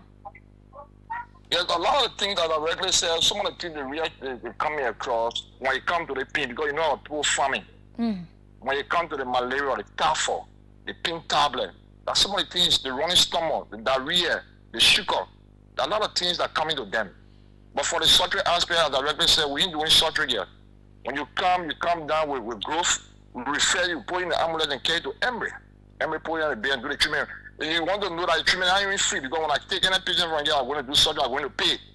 So when I sit there alone, my contact, when you get there, at the end of the day, they put you on my bill and they treat you. So when I get back and pay a bill. So take them there, at the end of the day, they own our bills.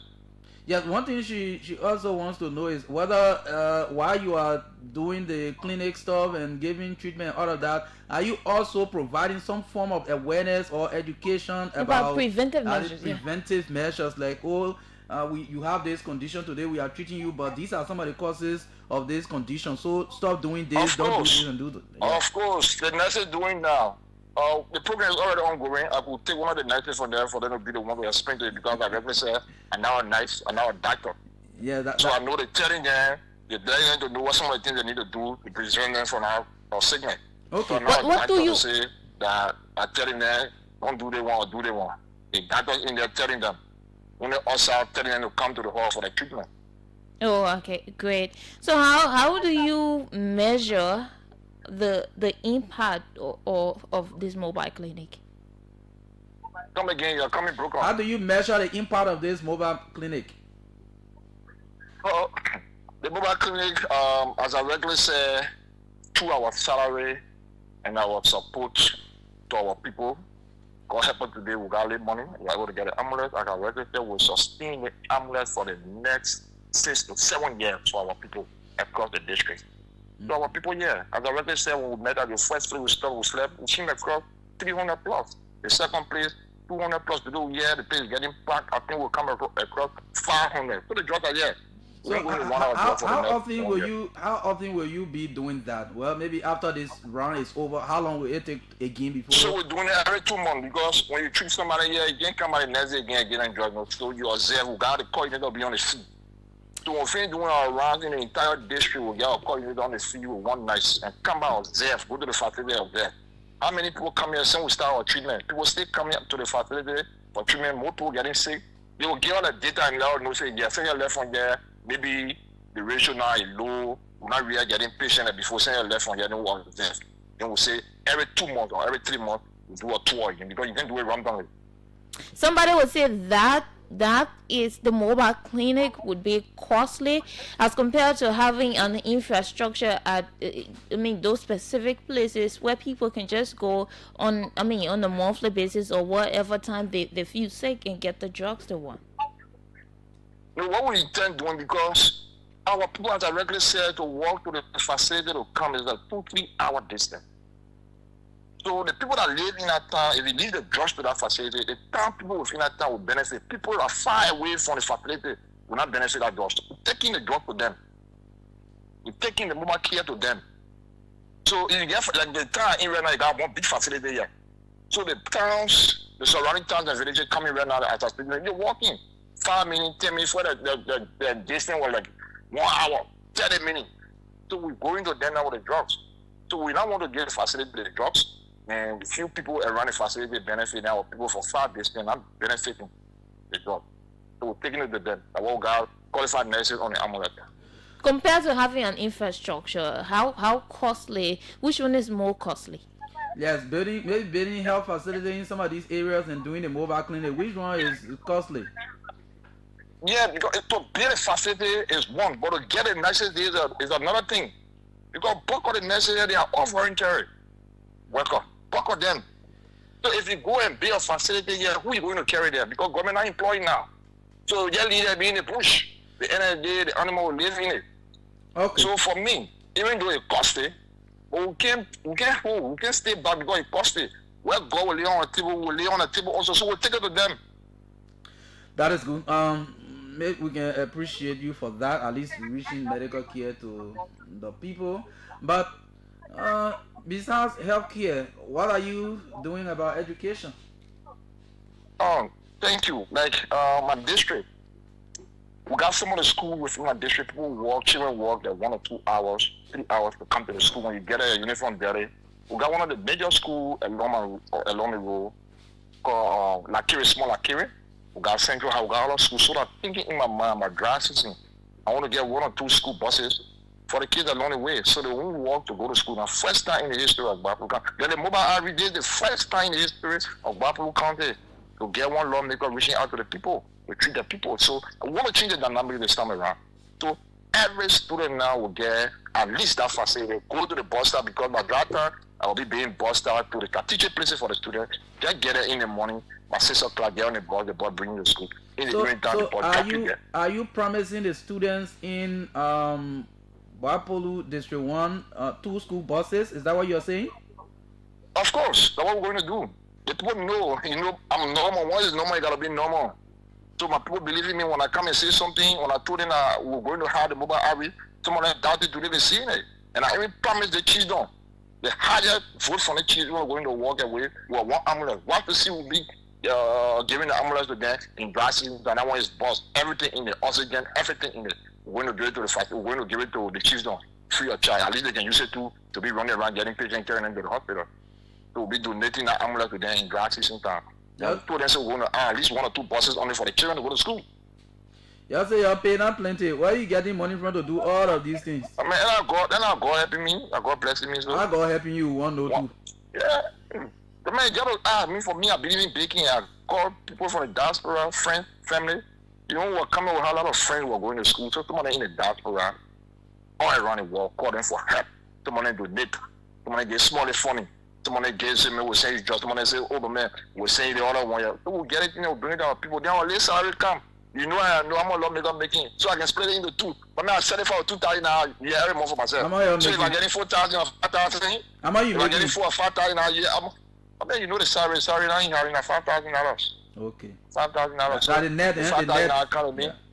Yeah, 5,000 in my $5,000 now account of me.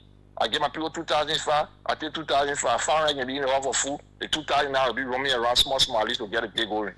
Okay, but that's good.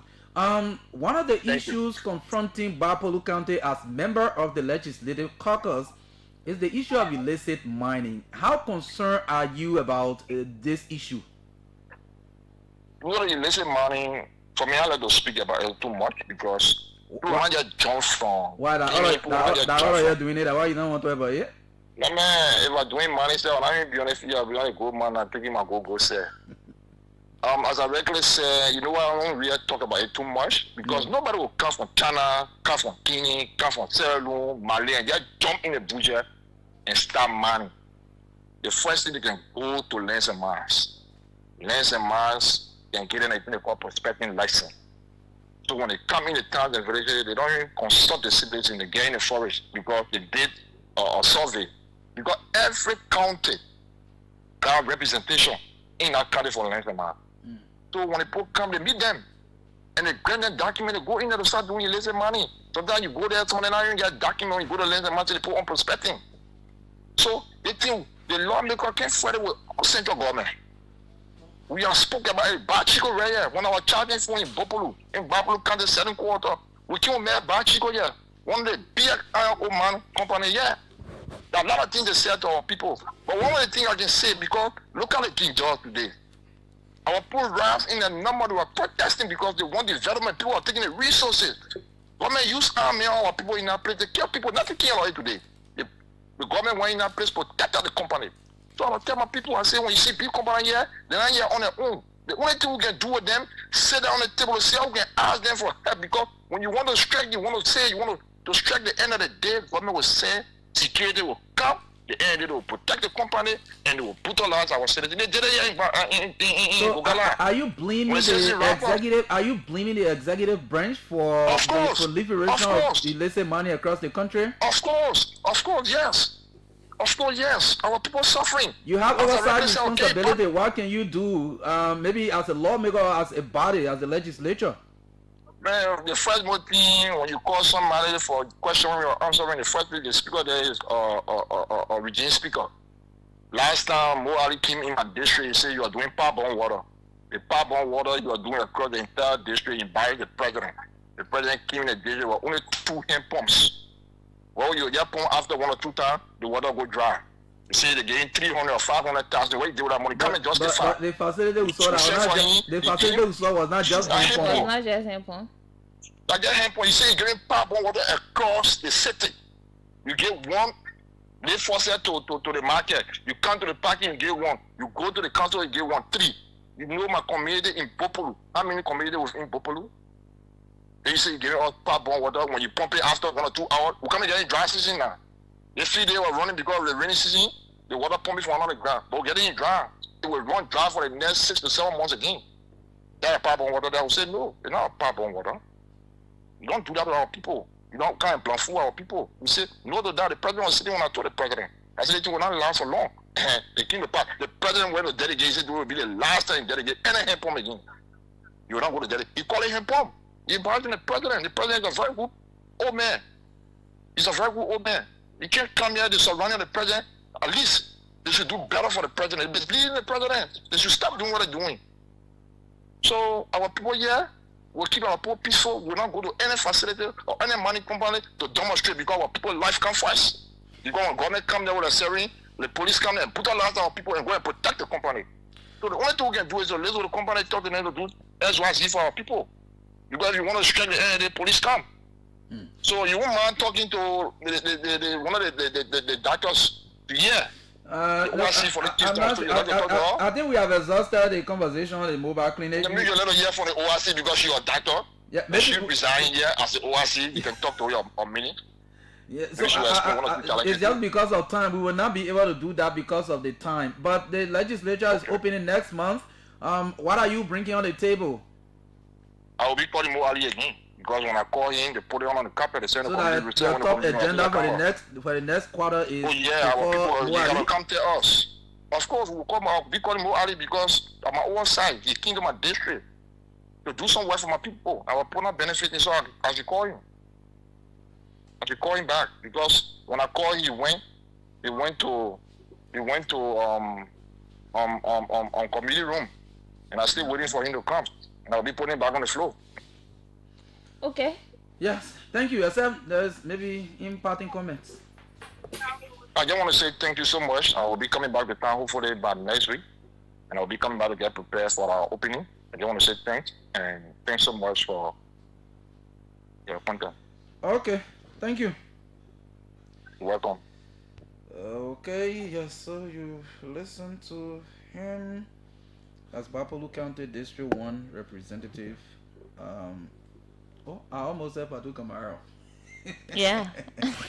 Zina Norma. No, and yeah, they say, but they get your people in Bapolu now. So. Yeah. They get some better speaking people in Bapolu. Yeah. So. Oh really? Of course. Okay. Yeah. No, but that one I'm up to there. So what you make about our initiative? Because you asked one key question about water building infrastructure and doing a mobile clinic, which one is costly? Of course. I mean, you're doing it every 2 months. In 2 months, I mean, somebody gets some people get sick in 1 month, 2, 3 times, 2, 3 different times. When you go back there, but if there's an infrastructure close to the people, if the person feels sick, the person can walk to that infrastructure and get the kind of drug they need.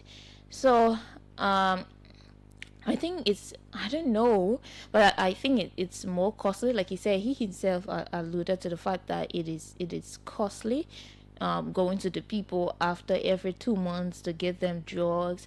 And somebody will just take any kind of drugs they want and say they may be keeping it, and then people will start to treat themselves and they think that okay, maybe because they treated me for certain sickness I get this the medicine here, it could be the same sickness, and a lot of symptoms are signs of different sicknesses. You can get headache, you get diarrhea, it could mean you have a certain sickness, but you could also have another sickness and the symptoms would still be headache and diarrhea.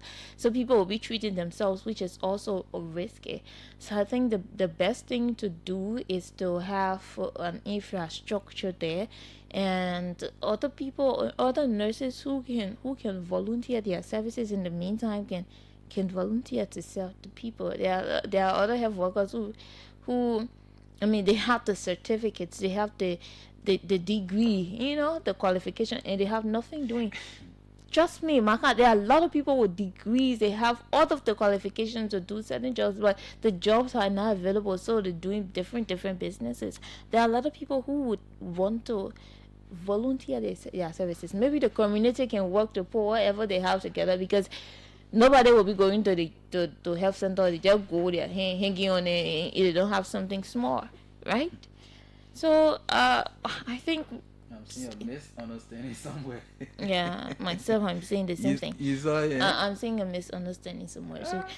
So I think the best thing to do is to have a mini clinic in those towns, and especially in rural Liberia. It is not where in Monserrado you have thousands of people in one district. It is not really that way in rural Liberia. You can have a health center where even if somebody is walking like 20 minutes to get there, at least it is a bit closer to the people than waiting until after 2 months before you go back there. I'm not saying he's lying, but how sure are we that it will be after the 2 months, because it's costly, Yeah, that's it. Yes, you're right about that. But again, that's what he can do. He mentioned that if you build the infrastructure to get the personnel, stuff like that, these are maybe different issues. Yeah. But I think as a lawmaker, if you build an infrastructure, I believe even if you are gone, it will be there. Yeah.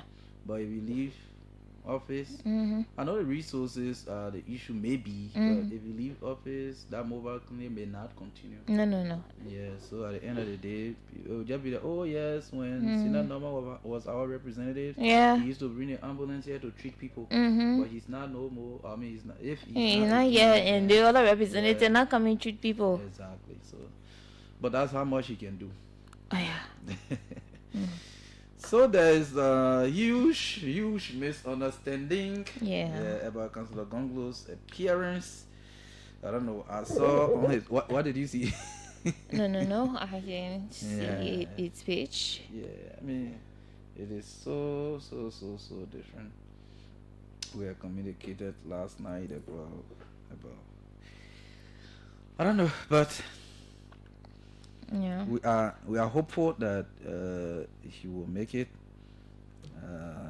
But as it is, I don't know. Want to take a break? Yes, we can take a break, and maybe we come back and continue our conversation. Like you said, we talked about some of the statements of the UNGA. Yeah. I'm not playing here for break. Freedom fighters. Yeah. The whole radio business used to be DJ.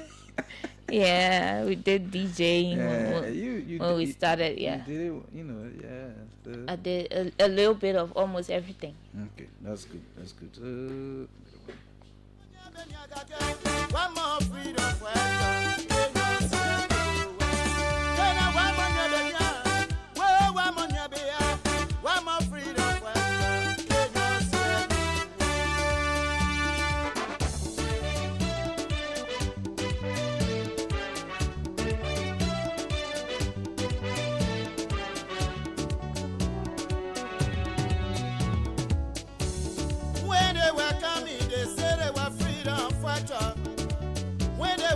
they say they were liberator, but when they kill their crime, they change their mind. When they kill their crime, they change their mind. What kind of people they so? They are freedom fighters. What kind of people they so? They are freedom fighters. You freedom fighter, you raping our women. They are freedom fighters. Freedom fighter, you killing our children. They are freedom fighters. Freedom fighter, you destroying our country. They are freedom fighters.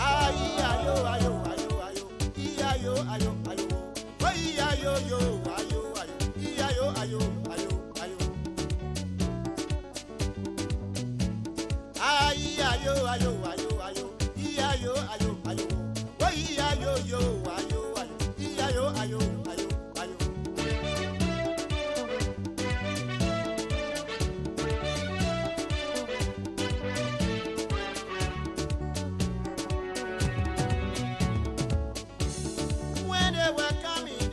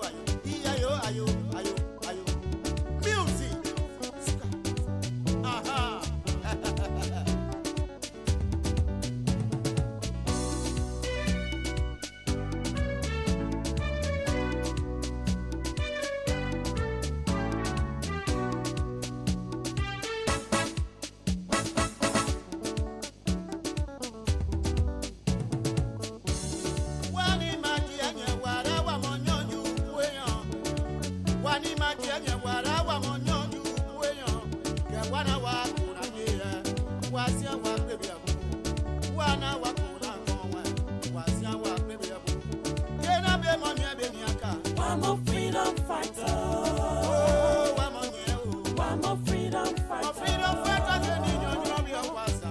I'm a freedom fighter. A freedom fighter, they need your do your baba. I'm a freedom fighter. A freedom fighter, they need your people. I'm a freedom fighter. Ayo, ayo, ayo, ayo. Ayo, ayo, ayo.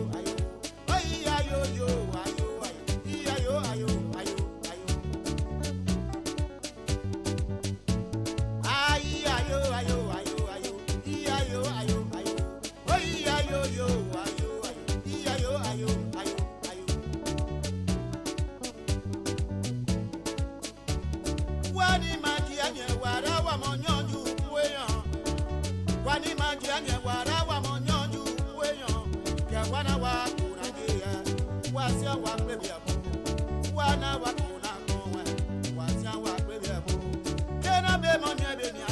I'm a freedom fighter. I'm a freedom fighter. I'm a freedom fighter. I'm a freedom fighter. I'm a freedom fighter. I'm a freedom fighter.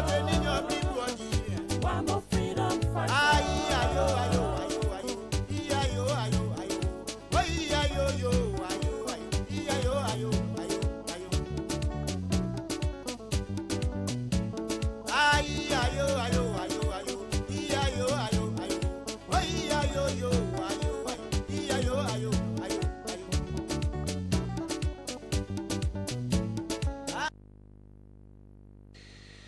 Yes, that song is very powerful. I used to really love it from a distance. Yes. Now Blessing is helping me to play it. That was so beautiful right now. I forgot until the music ended. But it's great. So even though I've not gotten confirmation, okay. Maybe council will be late by at least 15 minutes. Yes, so we're still hoping that we can have it. But I want to play this short voice of Kenyan President William Ruto. Now, how are you going in Kenya? William Ruto?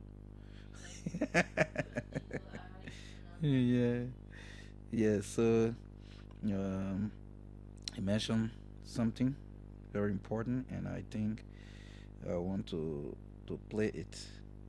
I want to play it so you can listen to him. He says something, and I think, yes, this is it. I'll play it from my phone. Okay, here we go. This is William Ruto, the president of Kenya. You cannot claim to be the United Nations while disregarding the voice of 54 nations. It is not possible. Africa is no longer willing to wait on the margins of global governance while decisions about peace, security, and development are made without our understanding, without our perspectives, and without our voice. Africa's exclusion is not only unacceptable, unfair, and grossly unjust, it also undermines the very credibility of the United Nations, this organization. Africa dominates most of the Security Council agenda, provides some of the largest contingents of UN peacekeeping forces, and bears the heaviest costs of instability. Yet we remain the only continent without a permanent seat at the main table where decisions about our destiny are made. Africa deserves, ladies and gentlemen, at the very least, 2 permanent seats with full rights, including the right to veto, and 2 additional non-permanent seats on the United Nations Security Council. The world must understand that reforming the Security Council is not a favor to Africa or to anybody. It is a necessity for the United Nations' own survival. If the United Nations is to remain relevant in this century, it must reflect today's realities, not the post-war power arrangements of 1945. Madam President, despite the stated and evident weaknesses of the United Nations, it still remains humanity's best chance at global solidarity. No other institution has the universal legitimacy or convening power of the UN. From coordinating humanitarian relief in times of war and disaster, to mobilizing the global response to COVID-19, to driving consensus on climate change through the Paris Agreement, the UN has consistently shown that the world can achieve together what no nation can accomplish on its own, however mighty or great or powerful. Okay. Yeah, President William Ruto. Yes. And he mentioned something about still using the post-World War II. Yeah, 1945. Yeah. Yeah. Arrangement. Similar thing here in President Bouakar's own speech. Yeah. Where he said, we also call for a UN that is more responsive and reflective of today's world, using outdated 1945 solutions to tackle 2005 challenges is neither reasonable nor realistic. Yeah. Seriously. So a lot of different African leaders they made different remarks there. For example, the president of South Africa, Cyril Ramaphosa, who said we are building weapons when we should be building social infrastructure. We are fighting wars that cause death and destruction when we should be fighting poverty and developing the livelihoods of vulnerable people. The United Nations Security Council has proven to be ineffective in its current form and composition in carrying out its charter mandate to maintain international peace and security. Critique of misuse of resources. He talked about military versus social development. And then Bassirou Faye of Senegal, he said, we cannot accept that the Sahel becomes the scene of rivalries between foreign powers whose clashes only aggravate the destabilization of the region. So these are some of the statements from some African leaders at the UN General Assembly. Felix Tshisekedi says he's from the Democratic Republic of Congo. Said the DRC does not ask for charity or pity. It demands justice, truth, and dignity. And who is that again? Yes, so these are some of the statements from African leaders at the UNGA. Which one you think was more powerful?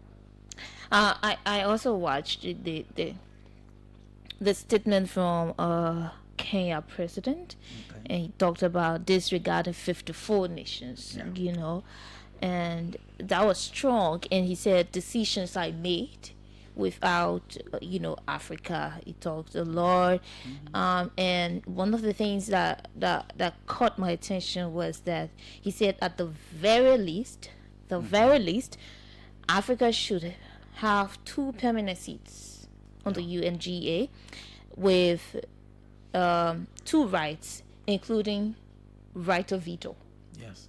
And then he also added that should be additional 2 non-permanent seats. And he said reforming the UNGA, he said it's not a favor to Africa. Yeah.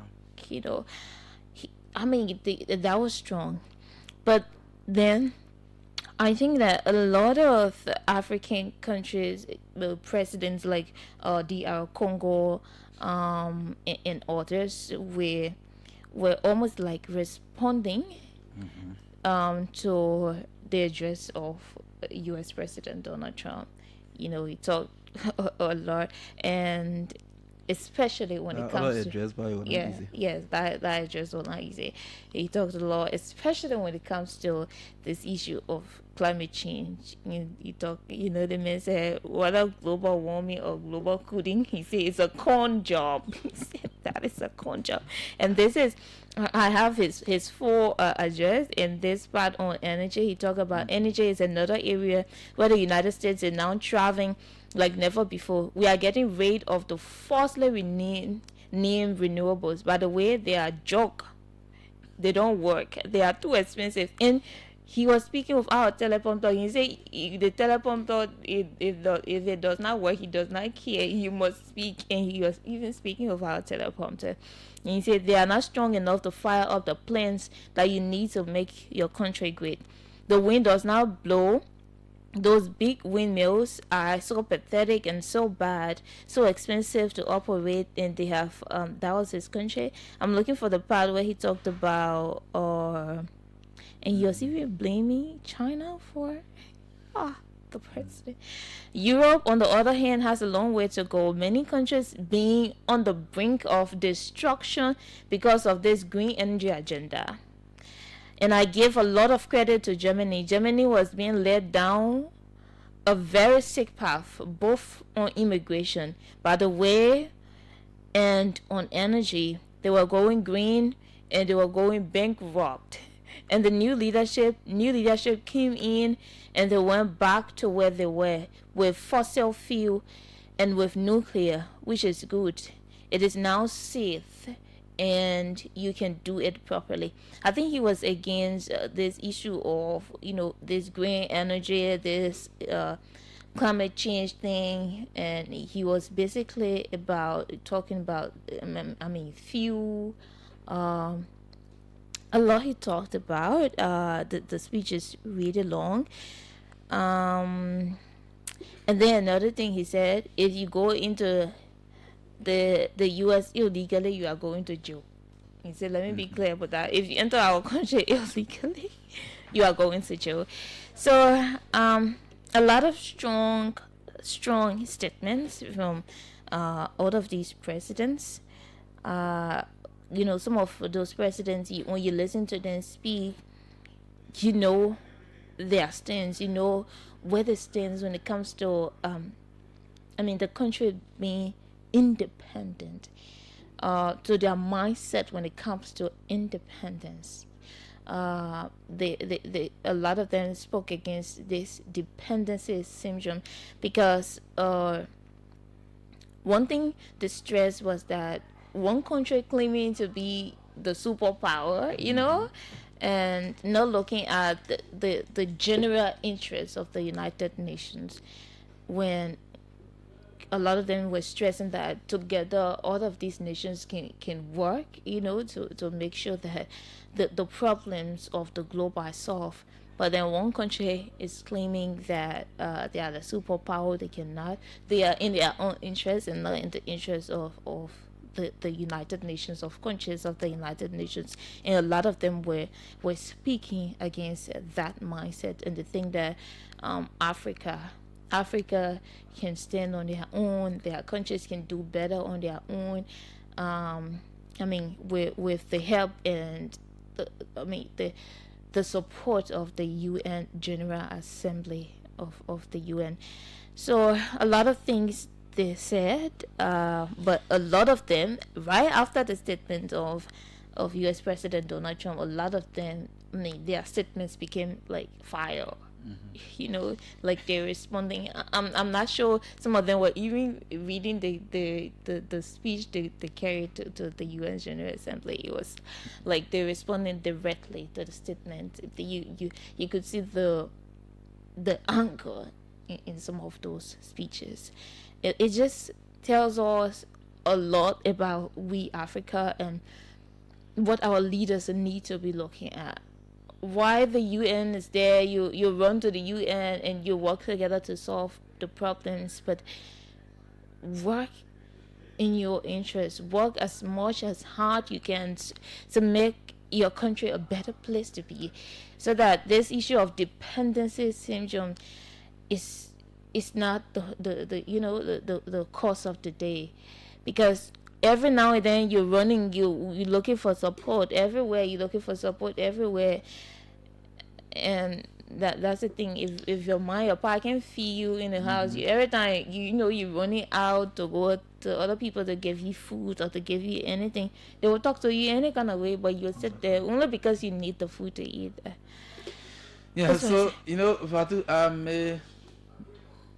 may not know the right phrase to use, but it's like when the governments in Africa are treating their people, because I mean the allegation of corruption in Africa, underdevelopment, there are a lot of resources, but the government's using it in the interest of the people.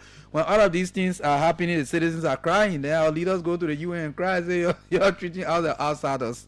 But I think, like you mentioned, Fatu, it is important that we empower ourselves. Like, for example, I was just speaking with representatives in a Norman from Bapolu. He is also crying from illicit money activities in that county. So if we have these resources and we just just give it away almost free, and people just come and get rich out of us, so how do we even empower ourselves to build our countries and compete? So we don't do that. So when we become better as a country, in fact as a continent, these are some of the things that will happen. Now our leaders are crying at the UNGA, oh, Africa is not being treated fairly. How can we have 54 countries and we just have non-permanent seats? William Ruto saying we need 2 permanent seats and additional 2 non-permanent seats. I mean, they are crying, but we are hoping that there can be a reform within the United Nations. That's it. Council made it. Yes, Council made it. Yeah. So, yes. Council, good morning. It's great to have you. Morning. I said I was teaching, so I had another compelling duty to teach young Liberian lawyers. So I had to do that. Okay. I come from the new law school, the Okay. Liberian School of Law. You're always talking about our new law school. How is it? It's great. I mean, our first year students went abroad and defeated people, some of them third year students. So we're not doing badly in our new law school. So at least we have 2 law schools in Liberia. I'm teaching at both of them.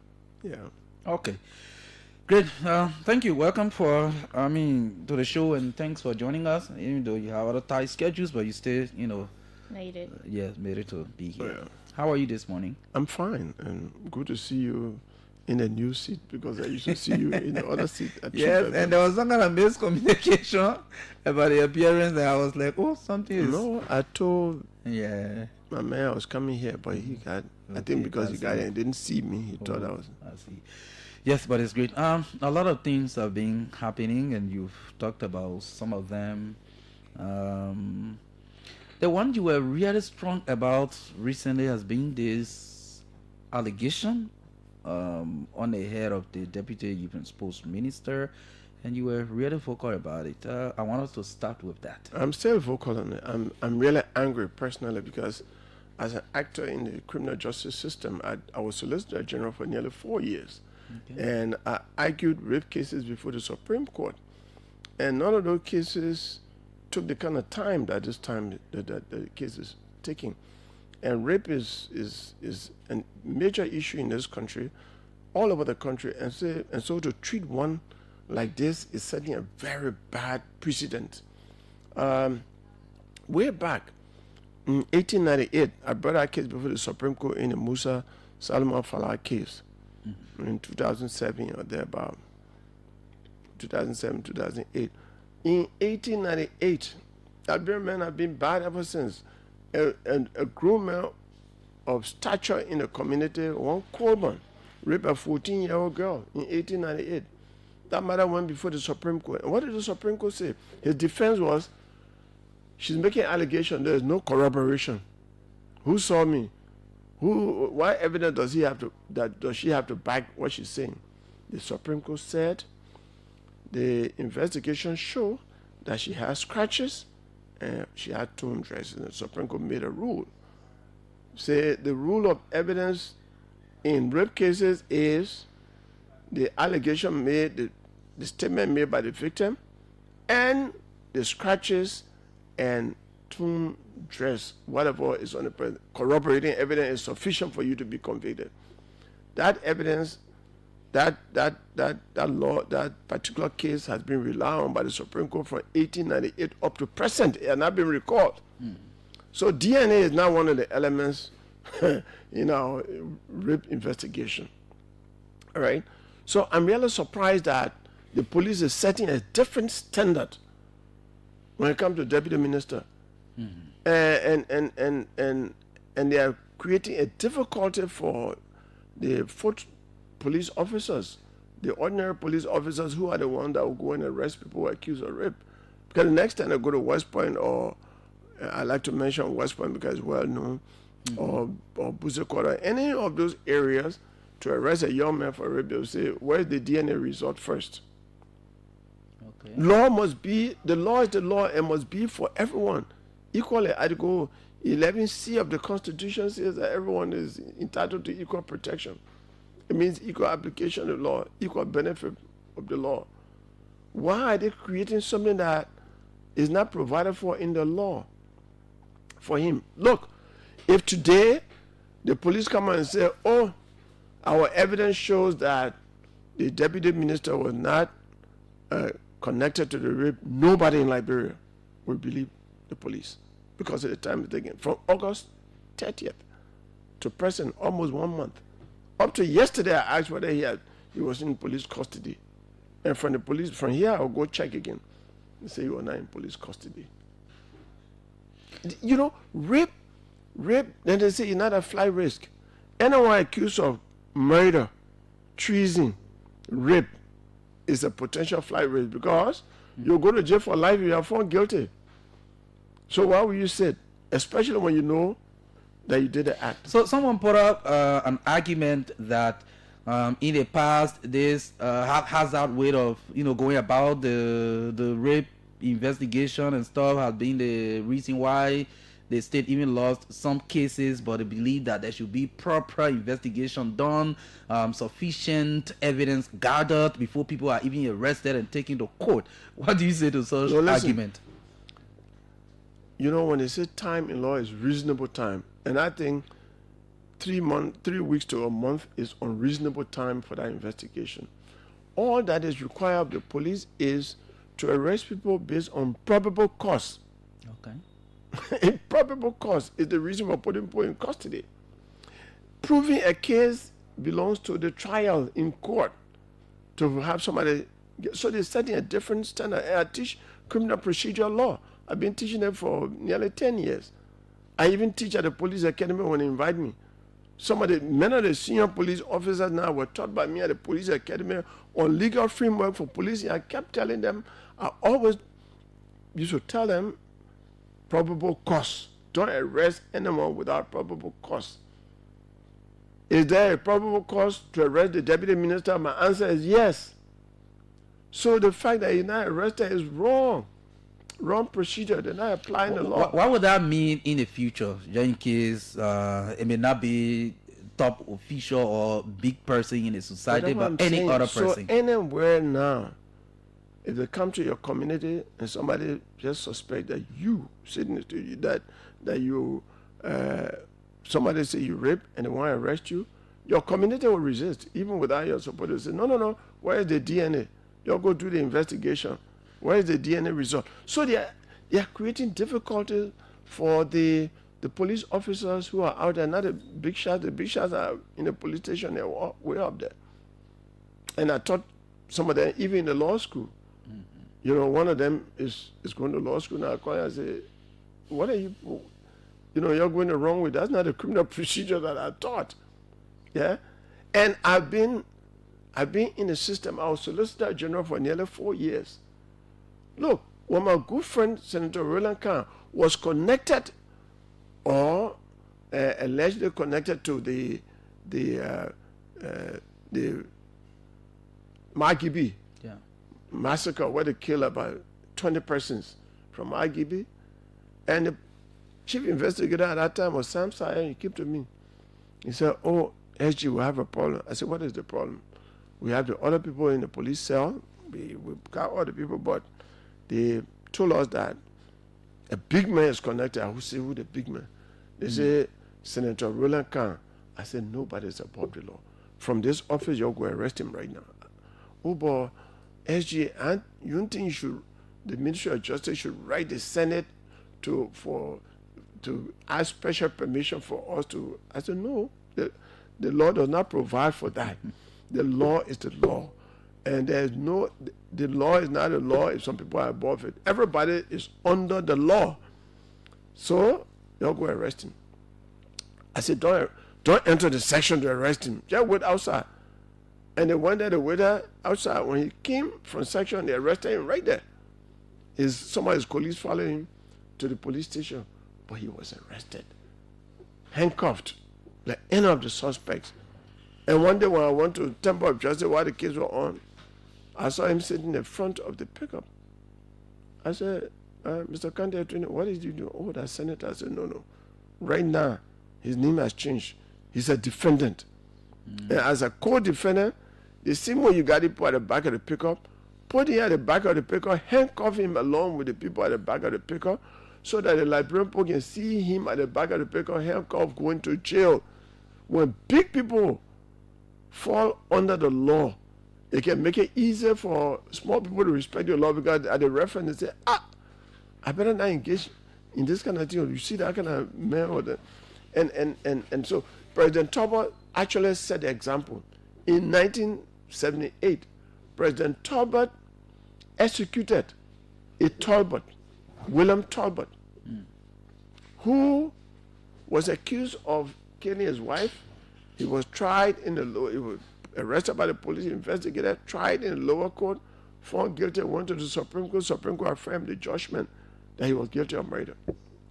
At the same time, President Talbot, the government had on trial Yancey, representative from Maryland County, the superintendent James Anderson, the city mayor, the supervisor of school, a lot of people, big people from Maryland were on trial for ritualistic killing. So they brought a death warrant to him. And on television he said, Bill, you and myself are called William Talbot. You're William Talbot and William Talbot. One family. You're younger than me if I heard your name after me.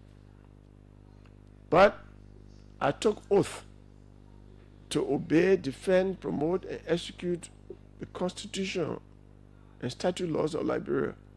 The hour has come for me to abide by my oath of office. He says, so I can grant you pardon. I can grant pardon, but not in your case. He says, so as pastor of the Baptist Church in Bentonville, I will pray for God to receive your soul. And I was silent. Why did he do on television for us to see one in the dormitory at that time? That was to show the seriousness of his commitment to applying the law. He didn't have to do it that way. He just needed a sign. So after he prayed and he said, as soon as he finished praying, he took a pen and signed, and Bill started crying. That was Thursday. Friday night, the Talbot family went to Monrovia Central Prison. At that time, they used to hang. Now we don't hang. And they had a whole night of wake for him.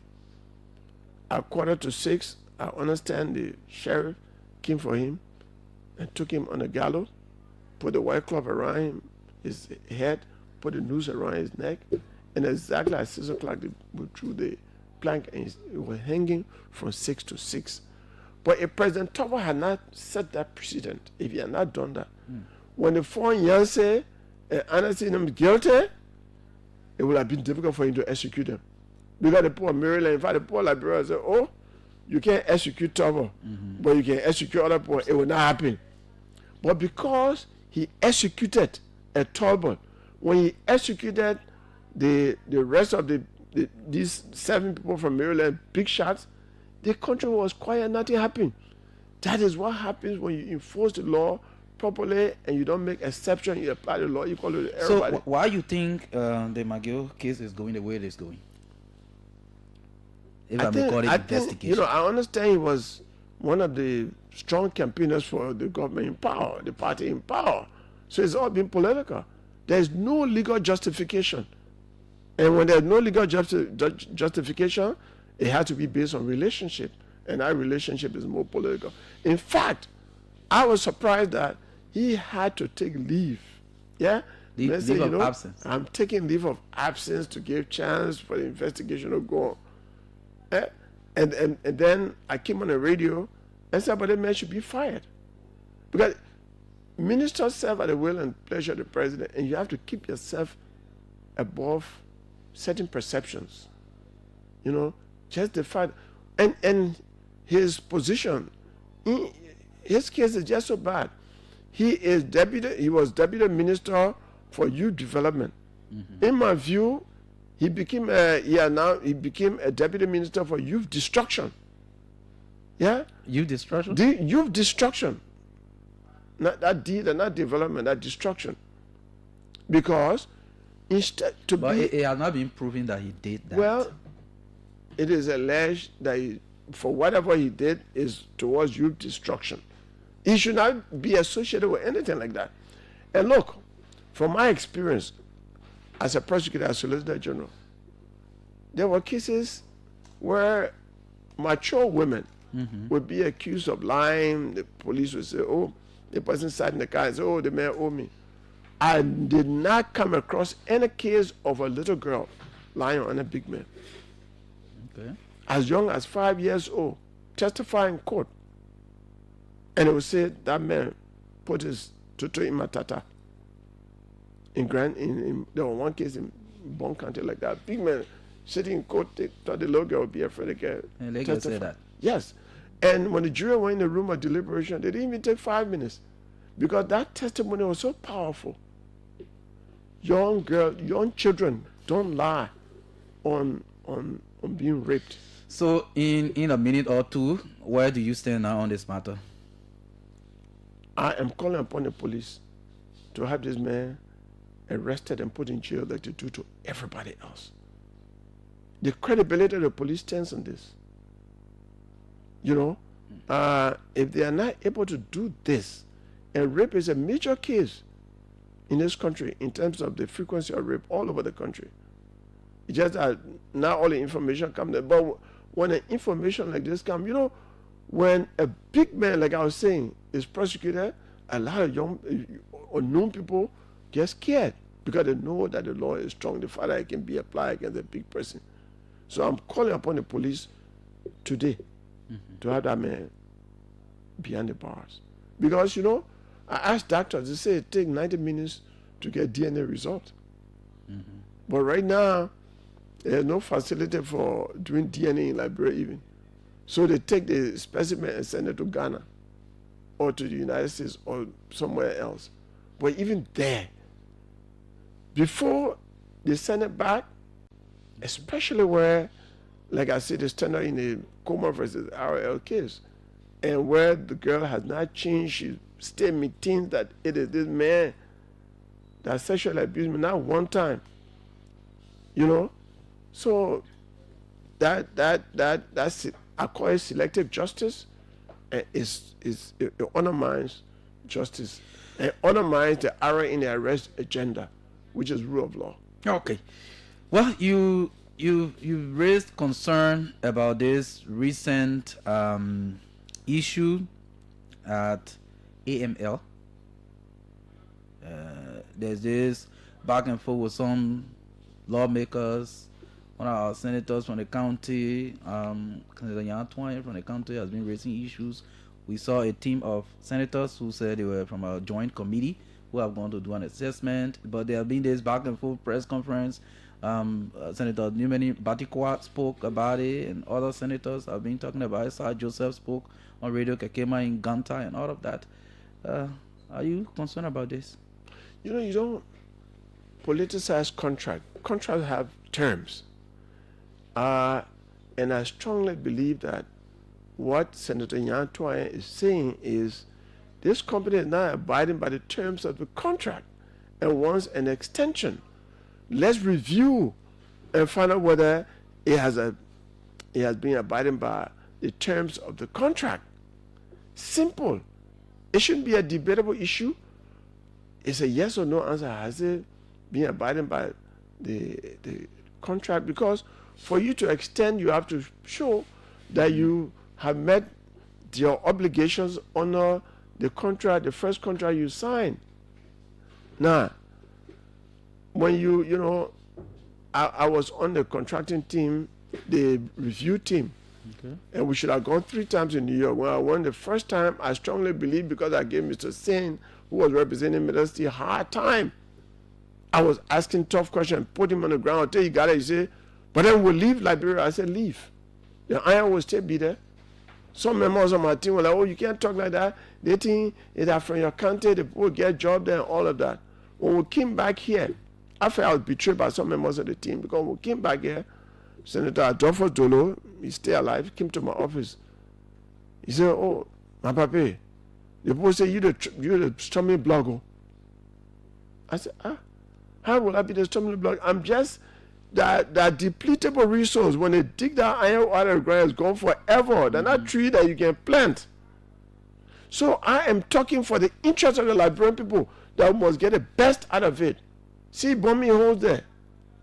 So why would they say, I'm the stumbling block? And of course, some people told me at the place that we're talking, say, oh, some people gathered when Mr. Singh was working out as a lawyer, I know that negotiating tactics. They actually ran behind the man, petting them. Oh, Mr. Singh, come back. I said, look at this. So after that session, I called a Liberian session and say, who is here for Liberia? Because Metro still got more than 7 people on that side with lawyers all negotiating. They don't need your help. What's wrong with you just blew up the thing. Then one of them told me, you see this thing you're doing? I mean, that one, the Japanese wanted Wologisi in 1974, they had to leave. I said, did they carry Wologisi? And Wologisi stayed there. I said the price of iron ore in 1974 was lower than it is today, because every year a depletable resource becomes scarce. It reduces in quantity, and therefore, scarcity affects price. The price goes up. So I said that person who did well. So when we came back, in fact, I heard chiefs from Nimbaka and the people talking to them on the radio. They said our own so causing that trouble, that making it difficult for medicine to start. We needed to be tough at that time. But even as weak as the agreement was that you compromised, as it was, it called for Metro Steel to rehabilitate all of the houses that Lamco built. They took over a concession area that they didn't have to build houses for workers. The houses were already there. Solid cement walls are there. But you go to Area F today, that had the largest swimming pool in West Africa at the time. It was an Olympic-sized swimming pool. The houses were there. Up, you go there, you see the walls. I just went there the other day, 2 months ago, and I see thick forest with the bush all over the place. They are now rehabilitating the place. Very few camps are being rehabilitated. But I saw not just container, but I saw story building containers. Before you reach open door, 1, 2, 3. Why are you bringing containers that you will take back when your concession ends, instead of improving the facilities there that could remain even if the mining operation ends? You see, the one example of fixing facilities in the area to make them available for Liberian government's use in the future, for the people use in the future, is what is happening at African Bible College. I was very surprised. You go to African Bible College, you think you're in Europe. It still maintains what Lamco used to have. Well taken care of. They cut their grass. Oh, you in Yekepa, they're not cutting the grass. It looks like an abandoned town. But whereas when you go to African Bible University right there, you see a very neat place. Do you have issue with the team of senators who went recently to yes, do an I assessment? Do. What is your problem? They should be, if they went to see the place, and the statements some of them are making, all the people are doing well. How can you see the facilities, Yikepa, unless they say they stop in Zulu and then go to Yikepa. But if they want to Yikepa, nobody can come from Yikepa and say that company is doing well. Right? They should invite and then where were the Nima senators? I understand the Nima senators were not part of that trip. They were not part of the joint committee. Well, I'll be surprised that 2 senators from one county in which the project is located will not be part of a joint committee, even if not. I think good sense, good judgment will say, look, we are going to your county, we want you to be part of this. All right? It didn't happen. And so it's creating all kind of suspicion of personal interest and different things. Especially all this rumor, because like there's a Liberian rumor that some senators, some lawmakers are also in business deal with some of the companies around and Metro Steel providing them trucks and all that. These are things that I think that the LECC, the ombudsman, and all these people should go into, because it shows conflict of interest, because their role is to oversee what government does. Government has a concession agreement with this company. If there's any senator that has a business deal with Metro Steel, that, in my view, that whole business deal is not in the interest of Liberian people. Because why would you? It shows conflict of interest. You should be overseeing what they are doing, and you are doing business. Anytime there's competition between personal interest and public interest, personal interest can prevail. So you should not have people having people in government, and they should be investigated. You journalists should do investigative reporting to find out who in government got contract with these companies, whether trucking or anything. They print journalists and all that. That's a public interest issue, because if they have, then of course they will not be in a good moral position to actually be critical. But because is there any law that ban a lawmaker from doing business? Under the code of conduct, you are not supposed to be doing business with any aspect of the Liberian economy that you have a responsibility to supervise. Like you can be LPRG managing director and have gas station, right? Okay. And for lawmakers, they have a holistic obligation to the nation. They are overseeing everything, so they can't have personal interest, unless they're running sharp. But to do business with a company that Liberian government has an agreement with, in my view, is conflict of interest. Well, so what do you want the legislature to do now? Well, the team that went there said we are going to do an assessment, to do investigation based on Senator Nyatwayen's communication, according to them, and they went and did the assessment. Why you think it's a problem? That one senator raised an issue, and a whole group of senators went there. We're looking up to their report. I know that. Are you demanding a report? They from should that make visit? the report public, because Nyatwayen made a statement. Made a public statement, and the people of Liberia have a right to know. Under Article 15, 15C of the Constitution is clear. The people of Liberia have a right, not privilege, to know about the government and its functionaries. What are the government doing? What are the different people in government doing? When they act on behalf of the Liberian people are going to the place, they have an obligation to make public their assessment. That report must be to us, because we are the one paying them, and they didn't go there for themselves. If they don't do that, they will create all kinds of suspicions. Okay. Yeah, so we have like 13 minutes to 10 o'clock. So, do you have any comment to make on the president's address at the UNGA? The president's address generally, at least he made some promises that there's time to, he said it's time to deliver, right? So we look up to that. Yeah, the good thing, at least, the one thing I pick up and I applaud him for is that he asked the international community to support the War on Economic Crimes Court. That is a very important issue right now. All right? That's a very important issue, and that's the place to make that kind of request, the World Forum.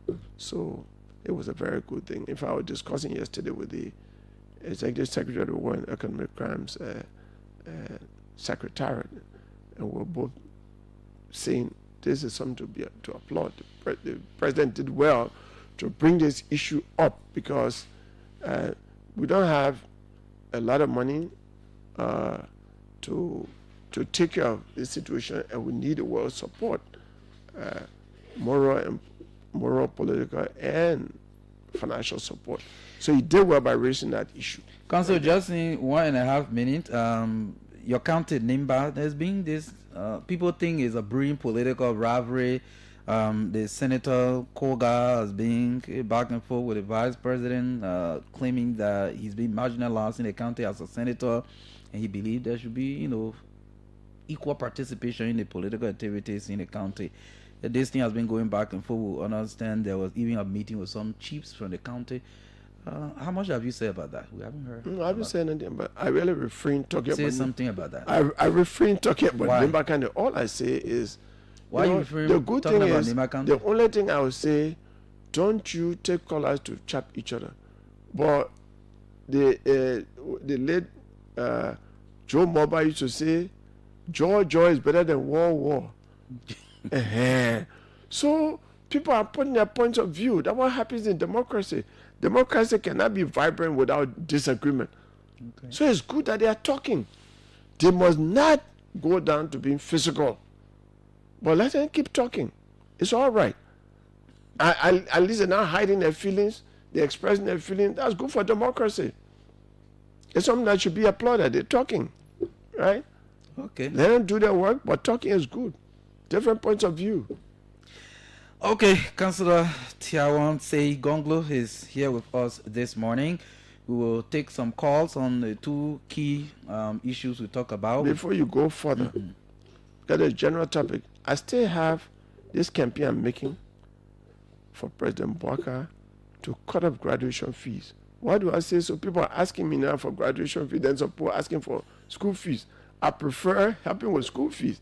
This graduation fee is really ridden with corruption because the for secondary school or even colleges and universities. Even kindergarten, they got graduation fees.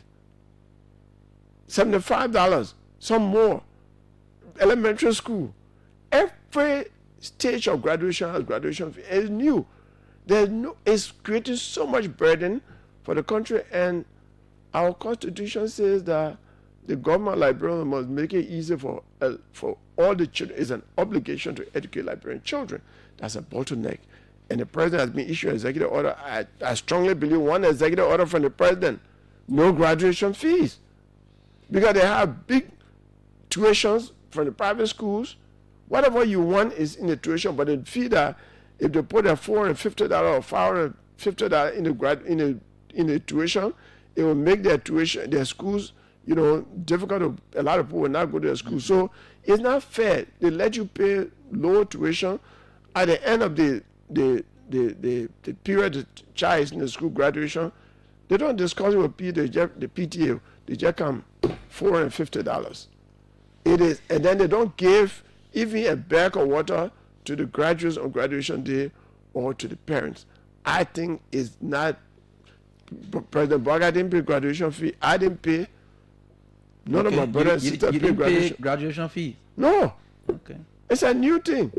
When we're in the senior class, we decided at LU, my class said, we'll buy classroom. The university had nothing to do with that. I didn't buy classroom. I didn't have money. Souvenir, I didn't buy it. It didn't start my graduation because I met the basic requirement of graduating from University of Liberia. But the school collecting graduation fee it is for me, it's a hindrance to education in this country. Okay, collecting graduation fees, hindrance to education in the country. And then we should cut down the huge salary, the speaker, the president pro tem, and member of the House of Representatives. Because one member of the House of Representatives told me yesterday, look, we are making about $15,000 when you add all our things together per month, right? Some said another 15,000. So one was just telling me is 5,000 net. Okay, so all that, all the different, you know, the best way, and I'm calling upon the government, publish the salaries and benefits of government officials in the newspaper, put it on the internet, let them go on the executive marshal website, so we can know what is the salary of the president, the vice president, the speaker, the chief justice, the president pro tem, everybody, and then put the civil service salary against it. Let's see what will happen.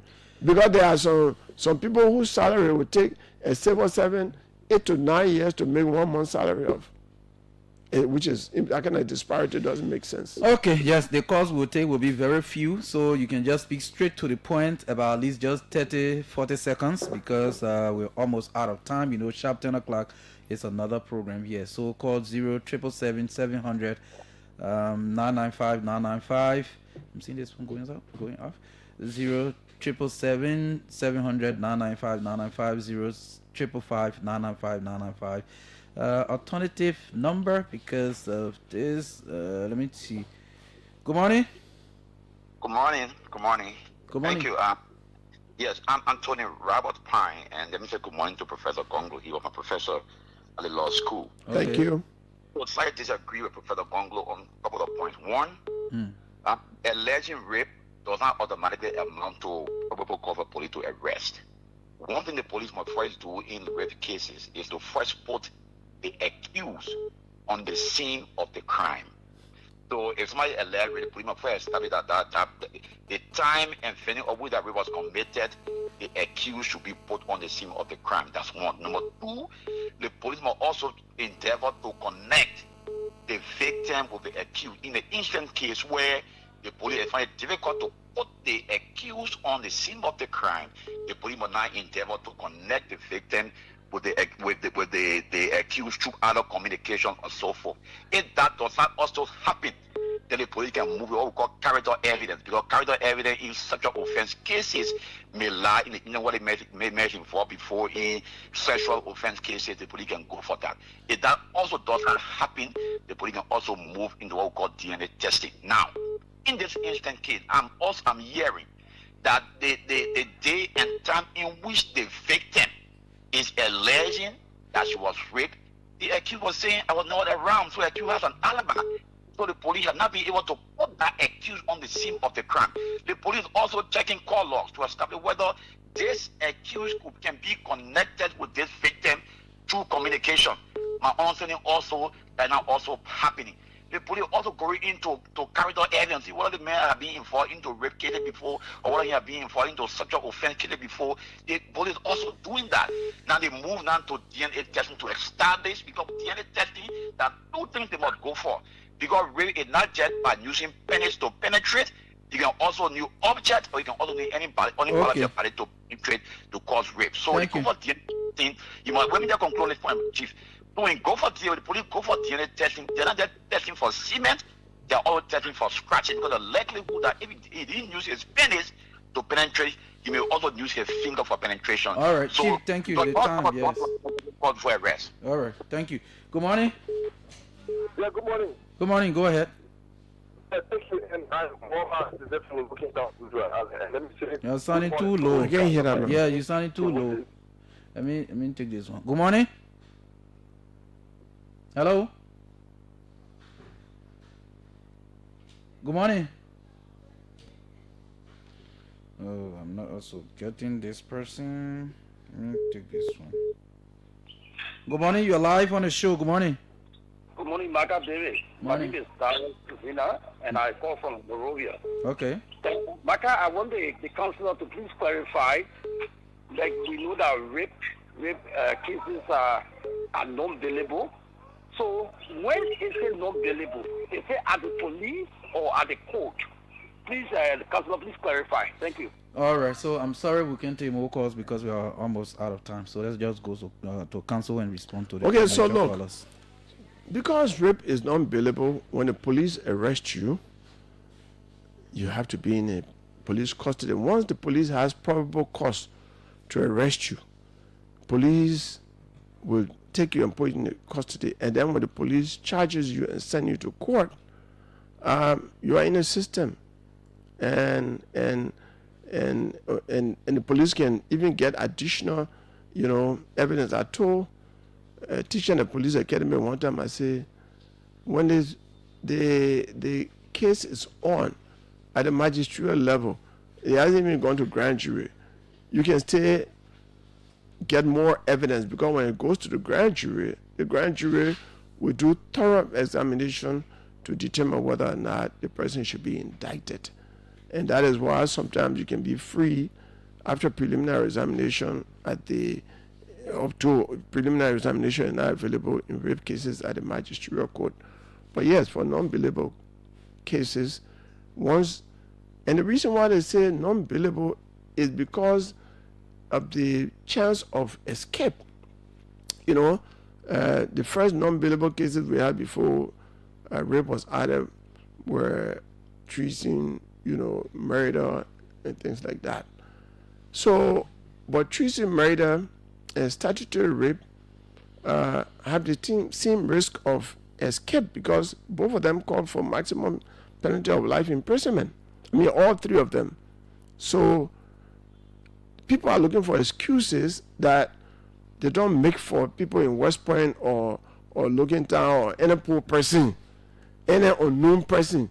There is no justification. My former student, Khan, is a very staunch United Partisan. We had disagreement in class most times. Even on the question of my view on tenure position, he had a different view.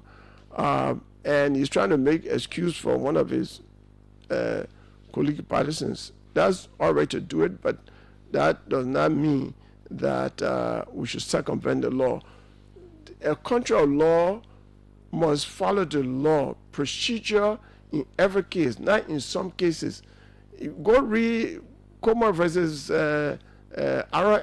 Kamara won the 1898. There was no DNA here, man.